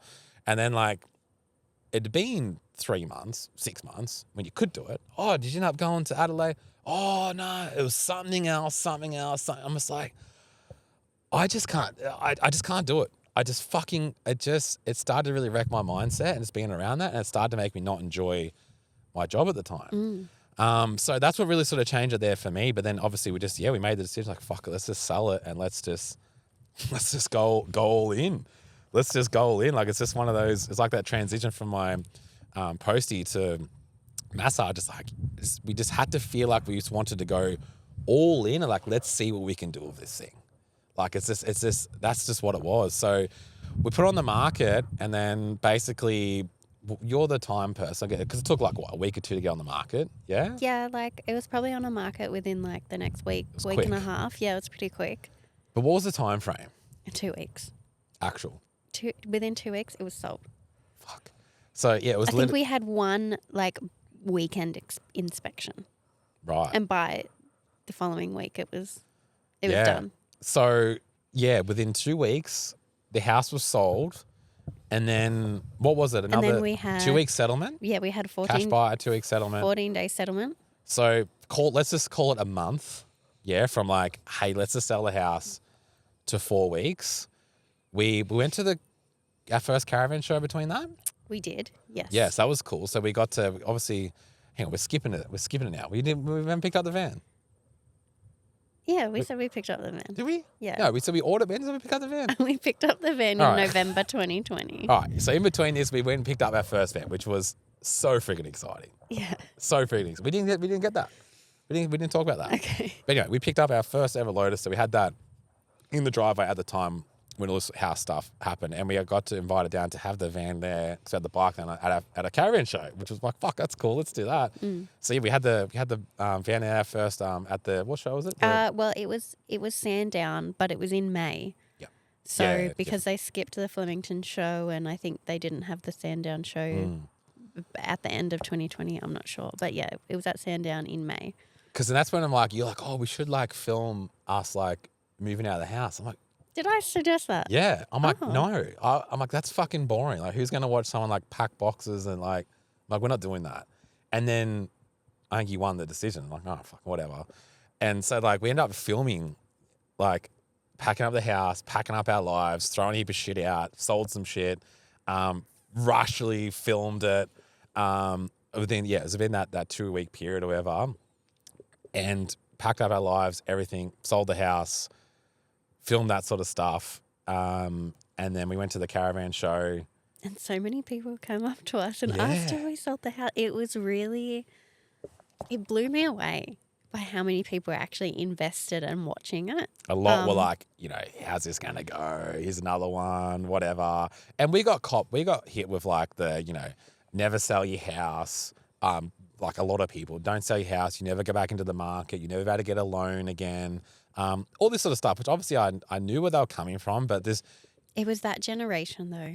But in my but in my head at the time, I had such a bigger vision. I'm like, no, that's not what's going to happen. Like, we're going to go away. We're going to go all in on this thing. And like, if I ever want to come back, I'm just going to buy this house cash. Like, that was I didn't want to get back into loans, get back into mortgage. I don't know. I was just so disconnected from that. But we got hit with all that sort of stuff massively. Again, it's scary to sell your house, everything. It is scary, but it just deep down, it's our story. We're like, we need to do this. We just wanted to cut ties with Victoria of all the bullshit going on. We just wanted to get out. We didn't want to. We had other people had horrible stories of renting their house. I'm like, I just want to fucking get out. I wanted to cut ties, everything. That's what we wanted to do. So, but basically we did all that. We ended up leaving the driveway, didn't we? After all that, so we packed up everything at mum and dad's house and we left the driveway, and we had 107. We've been very open with like. And the reason we wanted to share our real journey, and like we had about 100. It was 170 to 180 grand. I can't remember the exact figure. I think it was around 180. Right. Let's just call it 180. Sold the house. The little profit that we got from the house. Yeah, because we only had the house for 5 years roughly. Like obviously fucking owed 300 something grand on it. So we had after sold everything, paid everything off, mortgages, all that sort of stuff. Like we had about 180 grand in our account, which for us back then it's like holy shit. Like it was great. Like it was cool, but at the same time it's like fuck. Like obviously, but we openly said when we left, we're like sort of like half had some tears. Like it was fucking like leaving Madura. I just said like, if we end up broke, all turns to shit, and we're permanent residents at the Merbein Caravan Park, I'm like, I don't give a fuck. I'll be happy. Because it was our story. It's our story. We just had to do it. And we're just like, we'll take people on the way, and here's our story. Did not give a flying It was fuck. raw. It was real. And I didn't care. Us. I think that's what makes it so. But if it turns to shit, I don't care. I don't care. We'll rebuild, figure it out. Like, that's it. Yeah. So I think that was just such a good part of it. Just remember that the first night we did a bank heap of Ks, and that first night we're like, wow. It took a few months to really sort of kick in, but I just realized, I think before this full-time travel, I'm just looking at our notes here that we like pissed around with, we did the Patriot campus trip. We did. That was in January 2020. So we had the van, and we actually got a call from Michael from Patriot Campers, and he said, hey, we're doing this like camper trailer shoot up in Kenilworth. Do you guys want to come? And I'm like, fuck, like, it's a cool opportunity, like, because again, we love Patriot, all this sort of stuff, and like, because we had a Lotus, like we just, we sort of said, hey, like, we've got invited to this thing, like, because we've got a Lotus van, like, they didn't give a fuck, like, yeah, whatever, go, cool. Like, I was sick, so we ended up going up and doing that, which was cool because, like, again, because Patriot Campers, like, we're like, fuck, to ever be on an episode was like, no way. So we got invited up there, and we obviously got to meet Justin, all that sort of. Sorry, we met Justin before that on our first trip. Skip that part as well. Anyway, I went to Patriot Campus, already nearly 2 hours in. Got to meet Justin, etc. We ended up doing the trip there with the camper trails and that sort of stuff. It was a 3-day thing. Which was awesome, wasn't it? Yeah, it was great. That was awesome. To be a part of that was cool to ticket. It's like all the things that like led us to here. Like we really got to to be in an episode. It was awesome. It was awesome.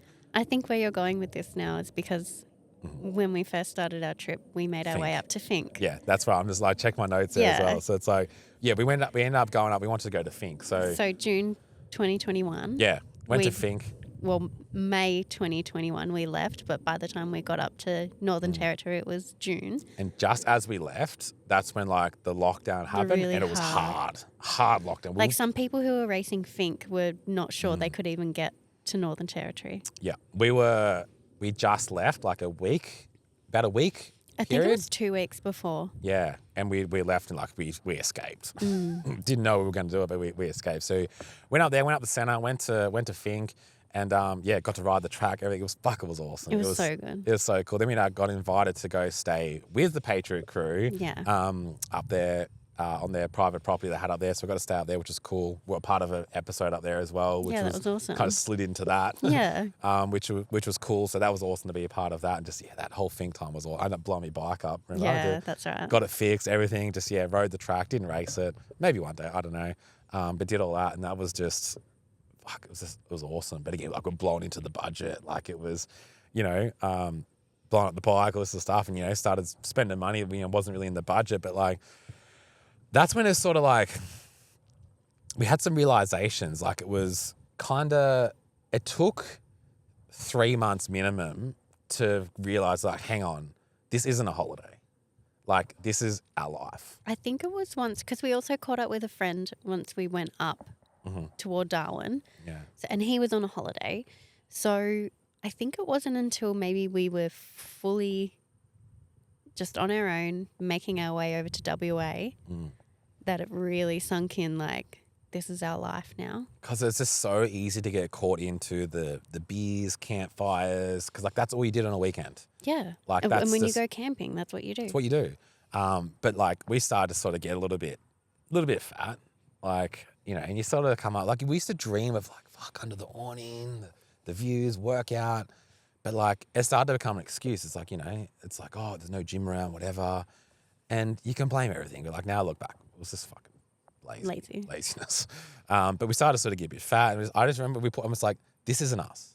Like we used to go to the gym. We never used to do this back at home. Like, what the fuck are we doing? Yeah, we were like gym everyday people. What are we doing? So that really reeled us in to be like, this is our life now. We can't live like this, and made some changes.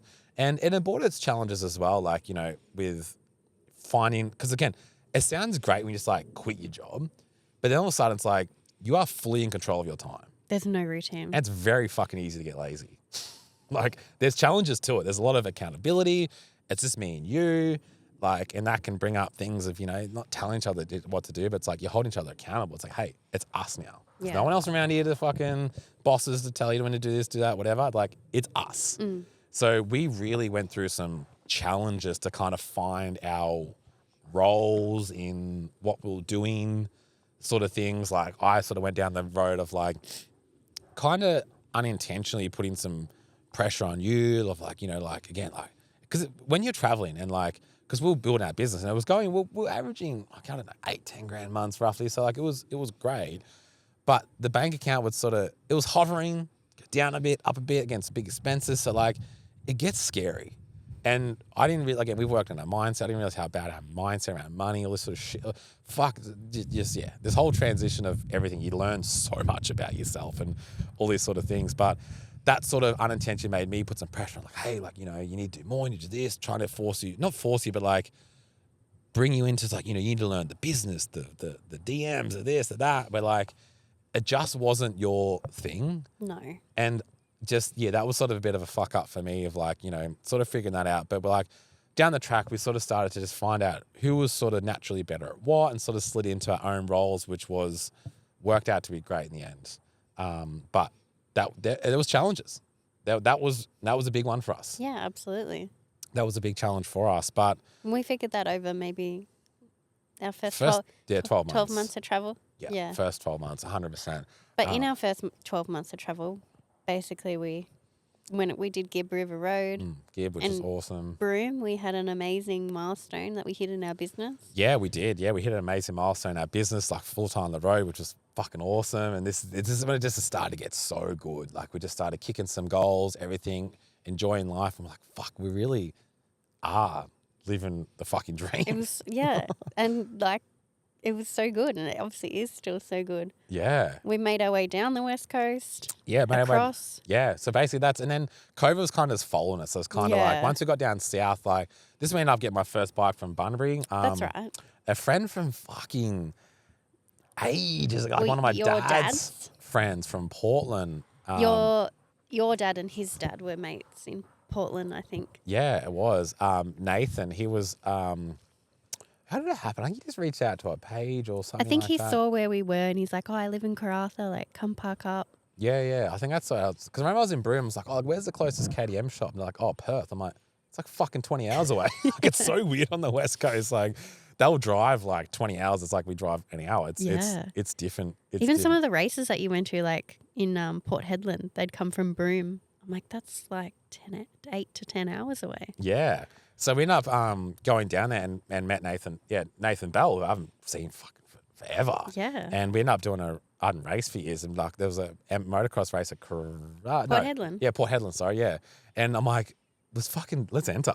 Like, let's do it. Fun. So like we took the piss and I was like, you know, you'll follow me in the car, and I was like getting fit and made sort of a bit of a thing out of it. Oh yeah, that was funny. We ended up going to Karratha and Nathan helped me out, did a bit of riding, that sort of stuff. And ended up going to, that was the best weekend. Rock up the track, ride the track, camp there. The best weekend. And I'm getting second. Won $600 cash. The most money I've ever won in 20 years of racing. 600. I'm like, holy shit. It was just so fun. But where I'm going with this is where I was actually at the stage of needing, like, wanting to sort of get up the bikes. And this is where Nathan, he's been with Bunbury. And it's just, he's like, oh, I'll get you in contact with Sander, the owner. And I'm like, yeah, whatever. Like, they ended up having a chat with Sander, that sort of stuff. And then we went down there and ended up, like, he was awesome, like, looked after us with, like, basically, like, took my bike in there, helped sort of get that sorted, helped me sell it, etc.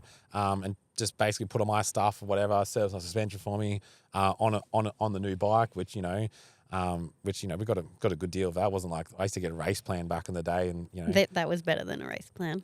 Well, back in the day, I used to pay freaking, geez, bikes have gone up now. I know.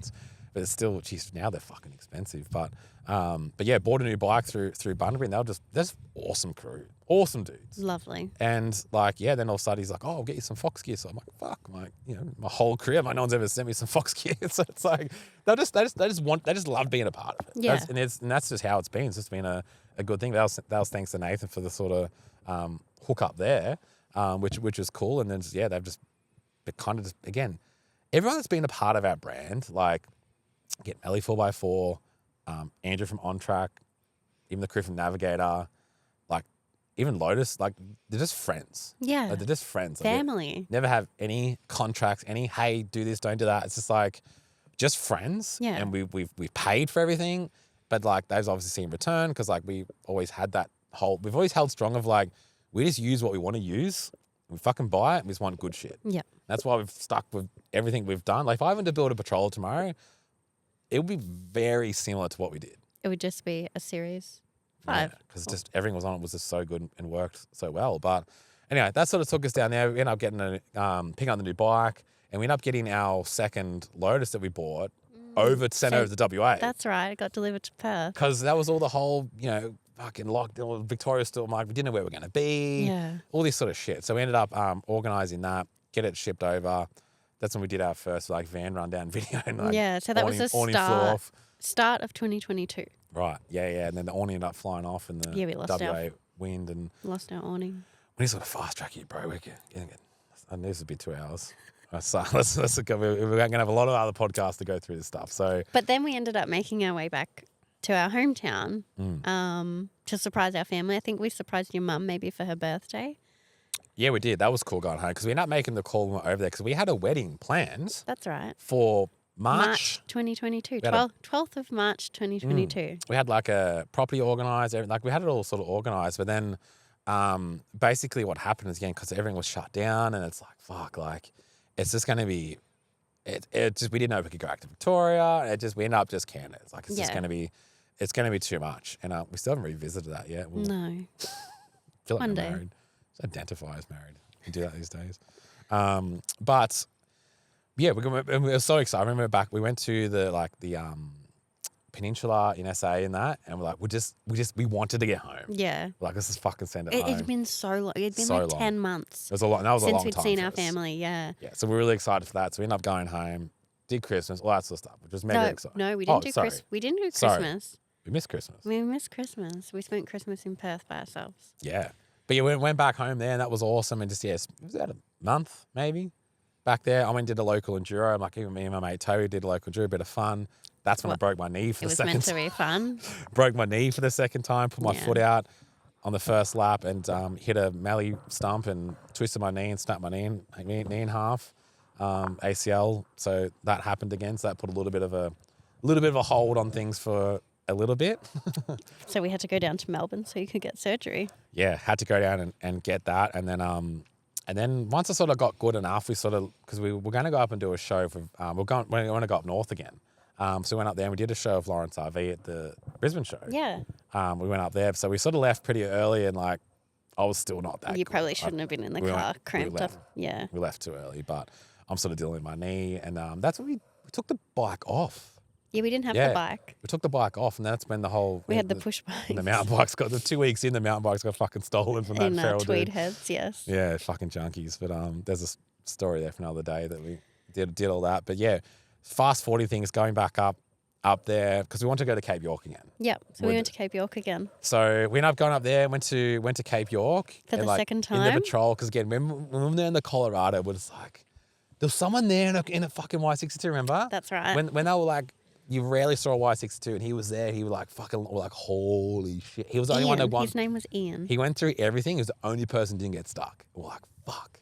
So like, to go back up there again, to the last time we were at Cape York, at the Colorado, seen that, flooded the car, had mum and dad's caravan, dreams. And then like when we went back up there, I can't even explain how special it was. It was so special. Like we're up there. In our own Lotus, in our Patrol. Dream Y62 Patrol. I know. And we did the tally track. We're fucking shit scared of water. We're a bit traumatized. Yeah, a little bit traumatized to do all that. But we were there with one of our good friends, Lauren, who we'd made friends with from the Y62 community. Yeah, met some amazing friends to the Y62 community and went up there. That's when Palm Creek was like gnarly. We went down there, did that. It was just the best thing ever. Made it through, all that sort of stuff. It was amazing. I just remember being back up there at that campsite because we were at the same campsite. What's it called again? We're at the same campsite. What the fuck it's called? In the little magic. Yeah, what's it called? Allure Beach? Allure Beach? Allure. Whatever it's called there. We're at the same campsite, exact same spot, looking over to where we had the car on the fucking clothesline. Everything had turned to shit. And we had our dream car, the dream caravan, sitting there. We're traveling full time with our business that we'd started. And we hit another milestone. And we hit another amazing, huge milestone in our business at that campsite. We're like, what the fuck? We never, ever in a million years saw that coming. But it's just how much can change in a couple of years of just taking opportunities, following your heart, following your passions. And It was incredible. It fucking makes sense. It was incredible. It was I crazy. can't explain. It was just the best feeling. It really was. It was like, fuck. It was great. So I've never enjoyed Cape York that much. With that car, everything. It was just such an amazing trip. And then after that, what did we do? We just did Basically, we just travelled down the East Coast, went back home for Christmas toward the end of the year. And then that's when I got the invite to go to Dakar. That's right. So right. basically how it happened is when we got the van, we got an intro from Gortz at Lotus to BF Goodrich. Yeah. And basically like, they're like, oh, okay, yeah. And like, they put some tires on the van. And I'm like, oh, that's cool. Like, it was awesome. And then basically from there, we had a contact at BF Goodrich, and like, we still run. I always loved the tires, the KM3s. We've never had an issue with them. No, but like I always wanted to have those tires, and like, through Lotus, we had to get them on the van, that sort of stuff. So like, again, never like sponsored or anything. It's just like just an introduction. Yeah. Sort of thing. And basically from there, I remember Ebony rang and she's like, oh, do you want to get in a Zoom call? I'm like, okay, this is weird. Like, whatever. Jumped on, and it's like, basically we have one person, and because obviously into motorbikes, everything, it's like, do you want to go to Dakar? I'm like, what? Yes. Yes. So yeah, only one person from Australia for BF Goodrich go, and they chose me, which was weird. So awesome. Yeah, I'm like, fuck, am I like, has everyone else said no? Am I like the bottom of the barrel here? Or but I'm like, okay, well, look, didn't want to say yes, because obviously back then, like, we didn't get the vaccines, and it's like, all the COVID bullshit. So I'm like, fuck, can I go? All this sort of stuff. So once we end up figuring all that out, I'm like, well, fuck, we can make it happen. And yeah, ended up going to Dakar, which was fucking incredible. But I got sick as shit. Oh, you got so sick. I think I got food poisoning. Before you went, not while you were in Saudi. Yeah, no, I got food poisoning or something happened. And the 2 or 3 days before I went, I was dead. No. Dead. I've never seen you that sick before. And I shit you not, 20 to 30 minutes, like, I'm going to have to bail. I can't fucking go like this. Like, I can't. And 20 to 30, probably, so you packed all my bags just in case I was going to, having already everything. Half an hour before I left, I'm like, okay, I'll go. Hey. So literally. I had no idea what was in my bag. You could have stitched me up good. I'd never. I had no idea what's in my bags. I got up, because I'd get up and I was just dead. But like, I got up, I was fucking sweating like shit. I felt horrible. Went to the airport. But I don't know what you ate, because your mum and I were both fine. Yeah, I don't know what it was. A bit of man flu. But anyway, ended up going there. Felt like shit. Got there. It was my first time I'd flew business class, because my knee was fucked. And I was only over there for like 3 days. And I'm like, I'm not going there feeling like shit, whatever. I'm like, I'll pay the difference to, whatever business, whatever the hell it is. So it's like, I ended up going on that. So I'm like, because I hadn't eaten for like 3 days, I'm like, oh, I'm like, my first business class flight. Like, it is the most amazing experience for the first time. It's like, you go up, you think like, I'm going left. Fuck you at the back. I'm like, yeah. All the years of like going past people in the bed is like, this is me. So I'm like, oh, and then people like getting all these meals. I'm like, I can't eat because I'm going to fucking throw up. So I'm like, I'll get a lemonade, just like so I can do something. Got a lemonade, like sort of sipped it. I'm like, I'm feeling all right, because the vibes are kicking in. I'm like, I'm all right. And then once the plane took it, and like, I don't throw up, do I, ever? And like, plane's taking off everything. And I'm sitting, I'm like, fuck. Because I hadn't eaten for so long and I had the lemonade, I'm like, I don't feel good. And like, as I'm getting up, the plane's taking off, I'm going to fucking throw up. So I'm like, holding my mouth, like going over, just made it to the toilet, freaking threw up on the plane. Got back. I still couldn't eat. But anyway, enjoyed the flight, everything. And yeah, got over there, got to meet some amazing people. Dakar, there was just, man, what an experience. What an experience it was to go and see that, how it's such a big program. And what did Toby Price? Second. Yeah, by like fucking 5 seconds or something. It was pretty crazy, but got to see him. I think it was because of a penalty. I can't remember what it was, but that was cool to have the hookups. We're out there driving in the dunes, all this sort of stuff. And oh, geez, it was great. Even though I felt horrible, but it was absolutely amazing. I got to experience Dakar. And then this is when we sort of started to, had the patrol for 4 years, coming up 4 years, and we're like, you know, this is when like the whole, you know, when did Ram TRXs come out? It was 2019. Oh, I can't remember. But like as soon as they got like the TRXs come out, I'm like, holy shit! Like once they come out, it was the dream car. It was the dream car, and it was so far out of reach, and for a lot of times there, like, you know, like, oh, like should we, shouldn't we? Couldn't do it, couldn't afford it, whatever. It's probably not the best vehicle to be doing what we're doing. All the bits and pieces. And then basically in that January 2023 when I just when we before come back, you because went. we ordered a new Y62 In October 2022. That's right. So we did order a new Y62 Patrol from because they were like 12 months. That's when it was like gnarly to get a car. You couldn't get one through Ferntree Gully in Melbourne. So we had in October, we ordered a Patrol. Let's get a name on the list because, you know, we'll build a new car, whatever. Another Patrol because obviously we'll sold. Loved them. Absolutely loved the Patrol. Ordered that, and then again, this is when like the whole like we'll finally like. I'm just like, you know, we were in a really good place. Well, I'm just like, if I never, because the TRX only going to be around for a little bit. I'm like, if I never, at the time, second last year, I'm just like, if I never do this, I'm never going to be able to experience this brand new one. I'm like, I fucking have to do it. But again, it didn't make sense for it. We couldn't afford it, everything. And even when I put the deposit on, like it was like, okay, because we didn't know when it was going to rock up. Like by the time it comes, I was went, all right, the good old rules, like, okay, we'll be in a position, I could buy 2. Yeah. It's like, there's all these things out there, don't just do whatever, fucking lease. I don't know. I want to fucking own it, pay for it, whatever. I'm like, I did it. So I'm like, again, at the time when I put the deposit on, I think we did have it. But I'm like, okay, it gives us now 12 months. Like I have enough that I could buy 2. I'm going by that rule. Let's make it happen.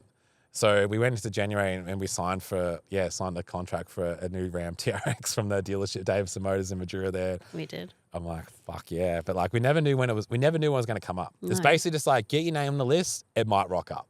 You might get one. That's how it was. 12 months. It might be 18 months. We didn't know how long. So it was a $1 or $5 grand deposit. I can't remember what it was, but basically it's like, put your name down, see what happens. So it wasn't like, I didn't know we were actually going to get it. Because that's just how rare they were at the time. So we had the TRX on order. It's basically going to be like whatever rocks up, we'll see. Whatever rocked up first. Kind of like we'll see what happens. And then basically that year we started building our third Trooper. Third Lotus. We decided we wanted to buy a new one every 12 months because like obviously like we get the vans for great. I wanted to own it. I didn't want to get it given to me. I wanted to own the vans. Yeah. So like we pay for the vans. A lot of people think we get shit given to us. We don't. We still pay a lot of money for the vans. I wanted to own it. So basically we wanted to build an everyone 12 months because obviously we get them for a great price. It's like when we do sell them, we do make money when we sell the vans, 100%. But basically we wanted to buy a new one every 12 months, keep it new. Obviously it's like, you know, we started to get the names ambassadors for those. That kind of just fell in. I don't like the name, but like it just fell into place. We're very passionate about their brand and their product and who they all are as people. We love them all. So yeah, and it's been such a great relationship with them because like they've seen, and I have the utmost respect for George, Lotus, everything because like back at the start, it's like they're like, fuck, you know, we want to be along with this journey, and there was never of like, don't do this, don't say that, post this, fucking nothing. Yeah. It's just like you do you. You do you. You do you're on your journey. You do that. Like, you know, we look after our shit like this, you know, fucking tire shine the tires. It's just how we've always been. And like they really aligned with our brand and like that's just how it's just become a great relationship. But yeah, they always believed in us from the start and, you know, all this sort of stuff. And we're still going to travel full time and all that. And it's like, you know, it's just been, and that was just a handshake deal with George, wasn't it? It's just like, that was after the first show. Yeah. I think it's just like, I never remember because like George is just like, you know, it's just like, you'll burn me before I burn you. I'm like, got it. Got it. And we shook hands. It's just like, no, that's it. That's it, you know, for 4 or 5 years now. So it's been cool. Like they've seen our journey with our business, us personally, everything. And like they fucking love and respect that. And it's been cool. It's been awesome. It's been fucking cool. So in Feb 2023, we picked up our third Lotus. Yes. Yeah, our third Trooper, which is again, it's just because it's in our full-time home now. So we wanted to make a few changes, but have all the luxuries. Again, we'll go into that in another episode deeper on there. But that's basically then we went north again. We went to Cape York again. Yeah, wanted to go to Cape York again. It's kept drawing us back there. So we went up there. This is when I did my knee for the third time. Went to the Wadigans so that was once I had finally started out to ride from my previous operation. Bikes back on, first handful of riding. Holy shit, I had the best day ever at the Wadigans. Perfect conditions, found these tracks. I've never been so happy. And it was just one of those things, like right at the end, it's like, went up this steep, I didn't know where I was going, went up this track. It got very steep, hit a rock, hit me sideways, foot down. The knee I broke 14 years ago, that already had an ACL, been repaired. I snapped that. Fuck. I felt it straight away, and I was in a situation. I was deep enough in the forest, but like I had my sat phone, personal locator beacon, everything on there. But basically, the bike was like jammed in between these trees. I was on a big fucking angle. My knee was about to like fully pop out, and it took me an hour and a half to get the bike out of there. It was pretty scary actually. Then to be able to ride it back to the camp, and I remember as soon as I got back there, and we'll go deeper into this another day. But when I got back there, I just stopped. You're just like, what's wrong? You knew. I could tell straight away. You were gone for a really long time. And you just saw it on my face. I don't know. I looked through the window and I could just see the look on your face. I was like, something's wrong. I'm like, help me get off the bike. And I sat and cried for 2-3 hours probably of just frustration, but just more like like you couldn't believe that it happened again. Couldn't believe it. I just wasn't mentally ready to go down that path again. And all the hard shit that's happened, I'm so grateful because it's led to every single amazing thing that's happened in our lives. But I'm just like, fuck, again, ACL, 12 months. I'm just like, it just killed me. But what I'm so grateful for is I've just let it out. I was a little fucking bitch, whatever. It's okay to cry sometimes. I was very frustrated. Then I'm just like, I'm like, all right, what do we do? How do we fix this? It's fucking happened. Like, I picked it up early. It's like, I just literally changed. I'm like, stop the bitchiness. Like, what do we do? How do we fix it? Anyway, got up, whatever, all that sort of stuff. And then we're going to Cape again. So I decided to not do an operation on that knee. I still don't have an ACL in that knee today. But we ended up going up to Cape York again up there. We ended up going to the Cairns. This is when we flew mum up there as well. Like, this is a story for another day as well. Like, my parents went through a breakup. The last breakup was divorce, separation. The last couple, it took a couple of years, lots of stuff. So that was very challenging, a lot of different ways to deal with all that, which was, pretty crazy. But, for mum to, she's a very just stay at home, whatever. So to get her on a plane to go up there was very fucking, but we put her in we got a very, very nice Airbnb, and that was great to sort of have that, be able to start, giving those experiences to our parents, that sort of stuff. But we ended up going, I wanted to have my bike at Cape York and ride the tracks. That's what I wanted to do. So I remember we went up there again, and we had a couple of people in our business that actually come up there. So this was again, Cape York, just like the first time I went up there, went up there, we had we were traveling full time, dream set up, achieved a massive milestone in our business. The next time we went up there, we had people that we had helped that had started a business that were following our footsteps. And then they were up there and they were building their business, and they all made sales and were building their business up at Cape York on Starlight and a gravel pit. So it's like, holy shit, this is why it has such an amazing place in our heart, Cape York. So that was an amazing experience to go up there in Cape, but I just wanted to ride the tracks. I went up, did a down and back on the Tally track, the Frenchman's track, all up top there. My knee was not the best, but it was 2 or 3 months after it happened, and went up and did Cape York. And again, so it just holds a special place in our heart, Cape York, doesn't it? It really does. But after that's when, on our way back, this has again been what, 7 months? Yeah. 7 months. So before we left, we're again at Cairns Coconut? I think so. Yeah, we're at Cairns Coconut, and we're like, all right, we hadn't heard nothing on the TRX.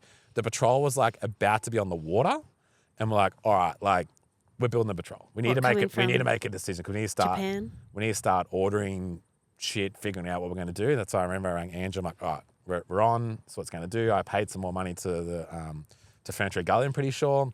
Whatever I had to do there, and so we started to plan out another patrol. That's what we're doing.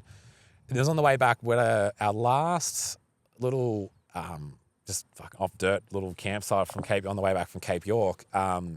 Ruben rang. No, he got a message. I got a photo of a TRX On a truck. on a truck A grey one and a blue one. in Mildura. Yes. And he's like, it's not yours, but these rocked up. And I'm like, hang on.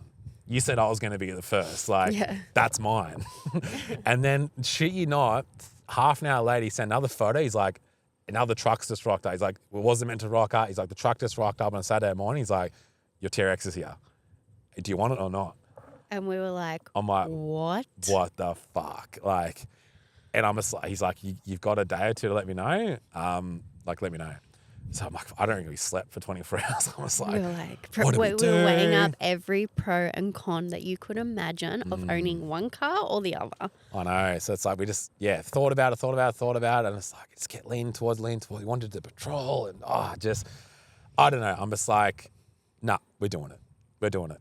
And so we said, yep, let's do it. I said, fucking, when's it ready? He said, like, a week or two. I'm like, bullshit. So it was basically like, we went down to Don River Dash to the track, to Bowen there. We pulled up and I wanted to ride the track. So we always drove over that bridge. And I'm like, I'm going to ride that fucking thing one day. Went back, rode up and down the Don River Dash. It was awesome. And then basically, he's like, it's going to be a week or two. And we're like, all right, we just put Mildura, quickest location, quickest directions, go. I think we made it back in like... Fuck. Jeez, we drove some Ks. Like 3 days. We just got back hard. Yeah. And we raced back to Mildura and then we got to pick. It was you're either a car person or you're not. And like just I watched videos of that thing again. How long were they out for? It was a couple of years. You watch videos of it every single day for years. Just the engine. I You always knew wanted the so supercharger. much, like you barely even needed a handover because you knew so much about the car. It was just the dream car. And again, you're either in it or not. And it's like, and it was very interesting, like, because again, obviously, because fuck me, like 5 years ago, there is no way that we would ever be able to have, to be even in conversation about owning, something like a TRX. So we'd worked our asses off. We'd sacrificed so much. We had invested so much in our business, our mindset, our personal development, learning from people that were ahead of us. Like, again, a lot. We've skipped over so much here. A lot of things that have, that we had, challenges. It's not all sunshine and rainbows, like, that went over the years. So it was so special for that. Again, yes, it's just a car. Doesn't mean any more than family or anything, but like, It means a lot. It means a lot. And every single day to this, I can say, we've had it for a year and a half. Yeah, 18 months now. Now, I can happily say every single day I get in that car, I smile. Every single time I start it, hear that supercharger, drive it, I fucking smile. So is it everything? No. It's fucking great though. It is fucking great. So to pick that up was just such a massive milestone, picking that frigging thing up. And we made it work. We ended up selling the Patrol, which was very, very sad. Just with so much memories with that car. Yeah. It was great. It was just, so many memories in that car. So it was very sort of sad to see that go. But at the same time, I was just so happy with it. It's the fucking best thing ever. It's the absolute best. So, but going forward from there, that's just, again, to sort of start start of 2024, that's when we started TC Legacy. Yeah, true. Yeah, with our businesses where we started TC Legacy. Before that, we're sort of just using someone else's process to educate people on our products and our business. What we did, we sort of took our own way a little bit, and then we come up with TC Legacy. So we made our own our own process, our own community, everything. After just 4 years of what we know what works, what doesn't work, we just wanted to have our own direction, our own way of doing it, everything. So it wasn't until end of 2024 we fucking spent months building out all the systems, figuring it out. Videos, everything. all the bullshit in the background, which is, gotten easier these days of, ChatGPT, AI and all that sort of stuff. But was that even? No. That's only like 12 months ago. There's another or 18 4-hour months podcast. ago. Yeah. So before ChatGPT, we built all that, everything. We just had this direction. We wanted to take it, everything. And we launched TC Legacy, and which is just, again, it's just basically how to explain what we do, everything, again, because, again, we've learned how to build our business completely online, again, from anywhere we are, everything. And that was like the end goal. Because, look, it costs money to travel. And again, this is another podcast, another day, but it costs money. If you want to live full-time on the road, you need to either, again, everyone's story is different. People have businesses they've sold. Everyone's story is so different. Investment properties, and I think all of it is fucking awesome. However you make it work is awesome. And again, like I said, we always wanted to have our business. It's completely separate. If we stop traveling, nothing changes. Yeah. If we don't live in a caravan, nothing changes. Business still runs as usual, no matter where we live or what we live in. Yeah, exactly. So we launched that. This is where we had a couple of, our story was just going to inspire the right people. And since then, we've helped, many individuals, families travel full-time, part-time, some just, everyone's on their own journey. But we've had, people now that have, fully quit their jobs, fully replaced, multiple incomes. And it's just from that journey and story we've gone and what we've learned, everything. And they've been able to do it in a lot quicker than what we have, because we had old school offline products like our door. It's like, okay, now what? Yeah. So all that we've packaged into it has just been able to, again, live up to just fucking changing people's lives. And it's like, following our footsteps, and, and some want to travel, some don't. We have fucking doctors, nurses, tradies, but all sorts of people, and be able to build an epic ass community. People just want to build a better life for themselves and those around us. That's the people we want to help. It's just average ass people, just like us, that knew deep down that they were meant for more.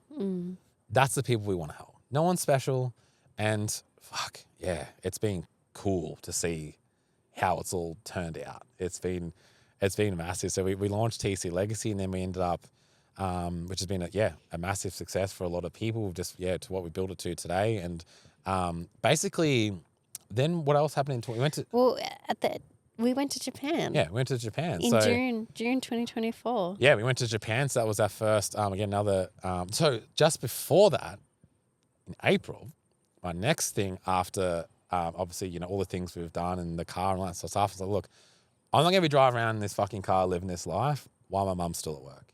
And again, without going into our personal stuff, like, a lot of things that happened with the separation, everything. And basically what it was going to look like for mum is she was going to have enough money to be able to afford a shit house in Mildura, and work for the rest of her life. That was her outcome. That was it. So I wasn't going to let that happen. And this is just where, like, I'm just so grateful. Like, it nearly makes me fucking tear, and it just makes me so grateful that we took the actions that we did so long ago, because otherwise I would have had to sit there again.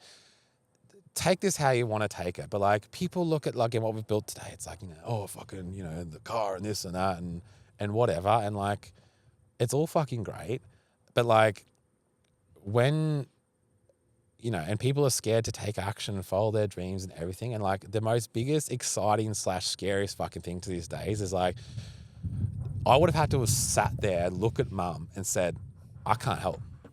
I'm just fucking getting by. There's no way in 2020 we could help anyone. No. Anyone. We're just struggling to get by ourselves. So I would have had to say, sorry, mum. And she was never someone to ask for anything. No, she's never anything. asked. The most strongest person you'll ever meet. And yeah, well, in it, because of all the actions we took, we're in a position to help mum. And basically, in April 2024, I just said, look, I've got you. Like, she worked at Westpac for almost 30 years, and just typical system. Yeah, a little bit of money in super, fuck all. You build your life with a partner, and that's all your plans go around, and that doesn't always go to plan. So we had people say it's like, oh, fucking, think we're trying to leverage that, and oh, fuck me. It was all just fun. Another story for another day of the putting your life out there, social media, and the positives and negatives of that. But yeah, that was her reality, and I wasn't gonna let that happen. And retired mum, which was great. So, we're in a position now where, she, we look after her. She gets more than what she did ever working at Westpac from us. She's got a brand new home, a brand new car, everything, and she's living her fucking best life. So it's been over 12 months now that happened, but that's the most amazing milestone ever. Hey? Proud of you. Proud of us. It's fucking cool. It's great. And I had this, and just before we skip this, like, I had this realization I was saying to you a couple of months ago. I had this realization because, like, when you're like in business and you just always want to get better, better, better, better. You just like the bar just keeps getting raised, everything. And it's like, I had this realization, you get caught up in like, you know, like we love fucking, you know, Andrew Tate, and we love all these, it's like fucking work. It's like, fuck. You get caught in that, and it's like, hang on, like freedom, live your life. It's like, you get back to fucking grind. It's like, it's such a like a fine line of like, you know, when you get caught, and it's just like, it feels like, you know, it's never enough. Do you know what I mean? And when I sat down, I was like, hang on, and you feel fucking guilt. Oh no, you feel weird saying it. So I sat there, I'm like, I remember saying to him, I'm like, hey, I'm like, if we had another $5 million, if we had $5 million hit our account every year, what would you do different? And we're like, nothing. Like, you know, a bit of like, just because you can shit. Like materialistic kind of thing. Because you can, which again, doesn't really matter to us. But it's like, I'm like, I'd still drive the same car. I'd still live in a caravan. I honestly wouldn't change a thing. And this is when I really had that realize. I'm just like, we are living a fucking dream life. And you feel like cocky. You know, I'm like, just again, a personal story. I was like, this is our dream. This is our dream. This was our dream from when we were 40, 50, maybe more 50, 60. But yeah. The amount of hours that we've brought back of your life that we could be together, that can be with Georgia, that can be with our parents. Like, it's been over 4 years now, and it's going to be a forever thing. It's like, we have breakfast every single day, lunch, dinner, whatever. We can do whatever. And, you know, a lot of like traditional paths, you know, where you make fucking a shit ton of money in companies, everything, et cetera, but it's like, you don't have your time. Like, we own our calendar. Not many people can say Completely own it. And that's when I'm like, fuck yeah. But not for everyone, but like to me, I'm like, we literally are living our dream life. And it's fucking cool. It's so good. Mum doesn't have to work anymore. She doesn't have to worry about nothing. You know, we still work very hard. It's still, you know, fucking, you know, we haven't even started what we want to do. But when you really sit back in it, it's like, you know, life's fucking great. Just every single day we get to wake up. It's a great fucking day. We got eyes, ears, legs, whatever. Like, it's fucking good. Life's great. Life is fucking great. Life is great. But yeah, we ended up, once that happened, we ended up going to Japan. So Enagic, they're a 50-year-old Japanese company. So it was their 50th anniversary. So went over there. We had 25 people from our Tisa Legacy community also made the effort to go over there just to see Japan and see Enagic, their medical grade facilities, just the home and roots. Because like Okinawa, they do so many things right over there. Like, they live the longest in the world. They're a blue zone. I think Okinawa is the zone, yeah? That's like, there's a very small handful of blue zones in the world, and Okinawa is one of them. That's where Enagic originated from. So that's why we just align so much with their company, their values, their products, all the bits, and it just aligns with everything that we're about. And so to go over there and see that in person was just, not that I needed the like certainty or nothing. No, we just wanted to see. But it changed everything. It changed. We're seeing the little Japanese man that sit there hand shaving the fucking bars of soap. I'm like, okay, they do things right. Japan do things very right. In motor vehicle, in everything they touch. They're not the newest flashes. Sometimes their shit will look old, but fuck, they do it well. It might be old, but it's clean. Oh, yeah. Everything is so clean over there. It was such a relief going there. Just their culture, their people, they are amazing. Oh, it was so beautiful. And fuck, we've lost that in Australia. We've lost that cultural part. Did they ever have it in Australia? No, we did. 100% did. The family name, everything. Again, we definitely had that. That's where we fucked up. We have the most beautiful country in the world. What we have here, everything. But that side of it, we fucking lost control. But people's attitude. Yeah. As soon as it got back, like, fucking people complaining, like, back in Australia. But that was nice. We went over and did Japan. That was just so cool to do that. You know, we received an award on stage. We had, you know, a couple of people that received awards over there, and we're like, fuck, this is such a good feeling. Jeez, it was cool. It was just, that was so cool. But yeah, after that, what else have we? Well, we came back and we had the TC Legacy Summit. Yeah, we held our first ever event. So I got the inspiration from I'm a part of One Life Clubs. That's by Simon Beard, the founder of Culture Kings, and Emil Jurisic. They sort of, again, it's going to be too long to share out stories, isn't it? Another day. But we joined One Life Club community, which has been absolutely amazing. And then I've go to their summits. That inspired me to do my own. So we did the TC Legacy Summit up in the Gold Coast. I'm like, we're just going to go fucking big. We're going to do things different. Everything's online now, but like I want to bring it back in person. Like I want to do something very cool in person. We hired the whole floor of the, what's it called? The Q1 The tower. Q1 towers there. We went to town. We did like recovery centers. We had what did you? We had like had dinner up on the 70. Was it? What's the height? 77th Floor, whatever it was. of the Q1 tower. Up there, full day of just jeez, it was cool. Fuck, it was scary. Like to organize that, it took so much time and effort, and like I was so scared because I like ran the whole thing, and fuck, we nailed it. We did. Jeez, that was cool. And It that was was just awesome. cool. That was a massive turning point for a lot of people in their business. It's like we're just so hungry to do more of that in such a online world. I really am like, fuck, is this that different things happen? It's just people in a room. And like I want to do a lot more of that. So we've got some cool plans this year as well. But We do. yeah, we hosted that was massive, and like that got a lot of attention. It did. And we ran out of battery. We had to do a quick little charge there, and we're back. But back. we're really, again, we've started a podcast now. We're going to have so much time to talk about all these things. But the TC Legacy Summit, that was a massive highlight. Look, honestly, from then, we spent 2024.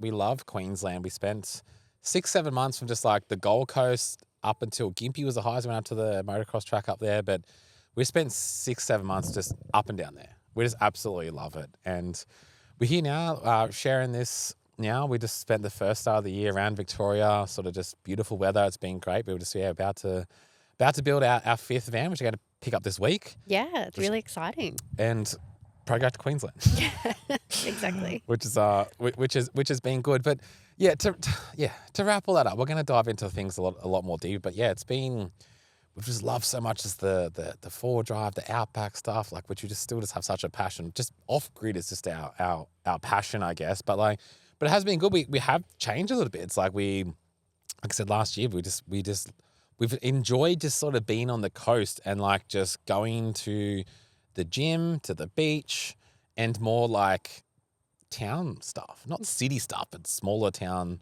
stuff. Like you can get a hip camp that's 20 minutes out of town, so you're away, but you can still go in and have those things, cafes. Like we have enjoyed that, just like you Yeah. kind of would with the people that sort of go home from their travels. Like we're not just Gib River Road all the time. Like I think I think that's just what we're addicted to, is that flexibility. When people sort of say it's like, I get the question all the time, when are you settling down? And I'm like, we are settled down. Isn't this the end? Isn't this like how you clock life? Like you go through everything, like you sell your shit, you go live in a caravan and travel. Isn't that like the Aussie dream? That's what retirees do. So I don't know. I mean, I don't know. We haven't had any conversations about a house, nothing, everything. And look, just this is our story. This is our story. It's been so amazing. And I guess to sort of wrap this up, like I said, the world's changed so much now with the social media at such fast pace, like the way the world's gone, the government's gone, everything. Like it's tough. It's tough, and just so many people are just really just afraid to go out and write their own story. I've really found that people are just so afraid of being judged by family, friends, randoms on the internet. Like we do live in such a world where it's so easy to judge someone to whatever, and so like we've had enough reminders of people passing away, and it doesn't even have to be people close. It doesn't even have to be people that like your best mate or anything like that. Like it's just and it was like that big thing that happened. Like one of the recent ones was that one at Gap Creek last year. How I was, 30 meters away from that guy that unfortunately had a heart attack when he was riding. It all happened right in front of me there, and like, his mate was there, and I sat with him, and it was just, it was fucking horrible. And like, but remember when I come back to that van now? I come back to the van. You're like, how'd your ride go? I'm like, I just watched someone pass away, and you're like, what? And I'm just like, It's something like it really sank in with you that. No, what it was is like, we just witnessed that, and then I've never felt so like present. I don't know. It's just like that just happened, and then like you're looking out there, it's like the well's still going by, the highway's still busy, trucks, cars, people go on their holiday, everything, and obviously like not everyone knew what happened, and obviously no one really knew who this guy was. It's like people just back at their cars, music going, loading up their bikes because they had to shut the place down. I'm just like, holy fuck. I'm just like, it's when it really comes down to it. When it really comes down to it, if you're lucky, there's a handful of people that truly give a fuck and actually matter. Yeah. And actually matter because life goes on. And you can just get caught up in so much bullshit. So much bullshit these days. And I think the real flex these days is just being present in the moment, putting your focus on the things that really matter, living your life. Like, we're only here in this body once. So many people just waste their fucking time. Yeah. And go out, write your own story. It's not going to be perfect. We are the furthest thing from perfect. Our story, you just heard it then, there's been a lot of sloppy shit that's happened in the background. It's not, but it's yours. It doesn't matter what the fuck anyone. When you're just truly living to your values, what aligns with you, what you truly want from your life, no fuck anyone else thinks about that, and they're trying to tell you to do this, do that, whatever. You need to just go for it. Just do it. Yeah. Go. And like I said, these days we just say to people, it's like, just like we said, why can't we go on that trip? Why can't we do that? Go without some things. Make it happen. There's solutions to everything. I think that was just such a big moment, and just where so many people fuck up these days is like they'll have a moment like that, and then 2-3 days later, they're just back being a dickhead again. Whinging, complaining, being a fuckhead on the internet, fucking sooking this, that. It's pretty sad. It's pretty sad of a world that's out there. But we live in such a beautiful country. We have so much amazing things out there. There are a lot of amazing people out there. Just go out, write your story, do a small little trip. Just get out on the weekend, be present with your family, shuttle this technical shit off, Just be present. And just enjoy the moment. Enjoy the moment and just fucking get out and do it. That's just our main message. It really is. But this has been cool. sharing our story again. Still only just it's a very small snippet. It's a very small snippet. So I'm excited for what we're going to bring in. Obviously, we'll pivot and adjust to what the hell we're going to do with this thing. But this has been fun, and it's been very exciting to share that. I'm just excited to get into doing some questions, giving some value, and just going deeper into some highs and also the lows as well. There's been a fucking lot of lows, of how we've sort of how we've dealt to get through that. So, but look, I guess if anything's landed with you in this, just share it around. That's all we are. Share it with a friend if you're a bit of a laugh, bit of inspiration, bit of whatever. Just share it around. Listen, this is just us saying what the fuck we want to say. We will get into some controversial stuff too. I can't wait for that. Absolutely. I can't wait to talk about special guests. What we really think about the world and the system. It's coming. It's coming. So, but look, I guess that's how we sign off. Do we have an outro song? We'll figure that out later on. We'll figure it out. I don't know. Anyway, but yeah, there it is. Thanks for listening. That's our story.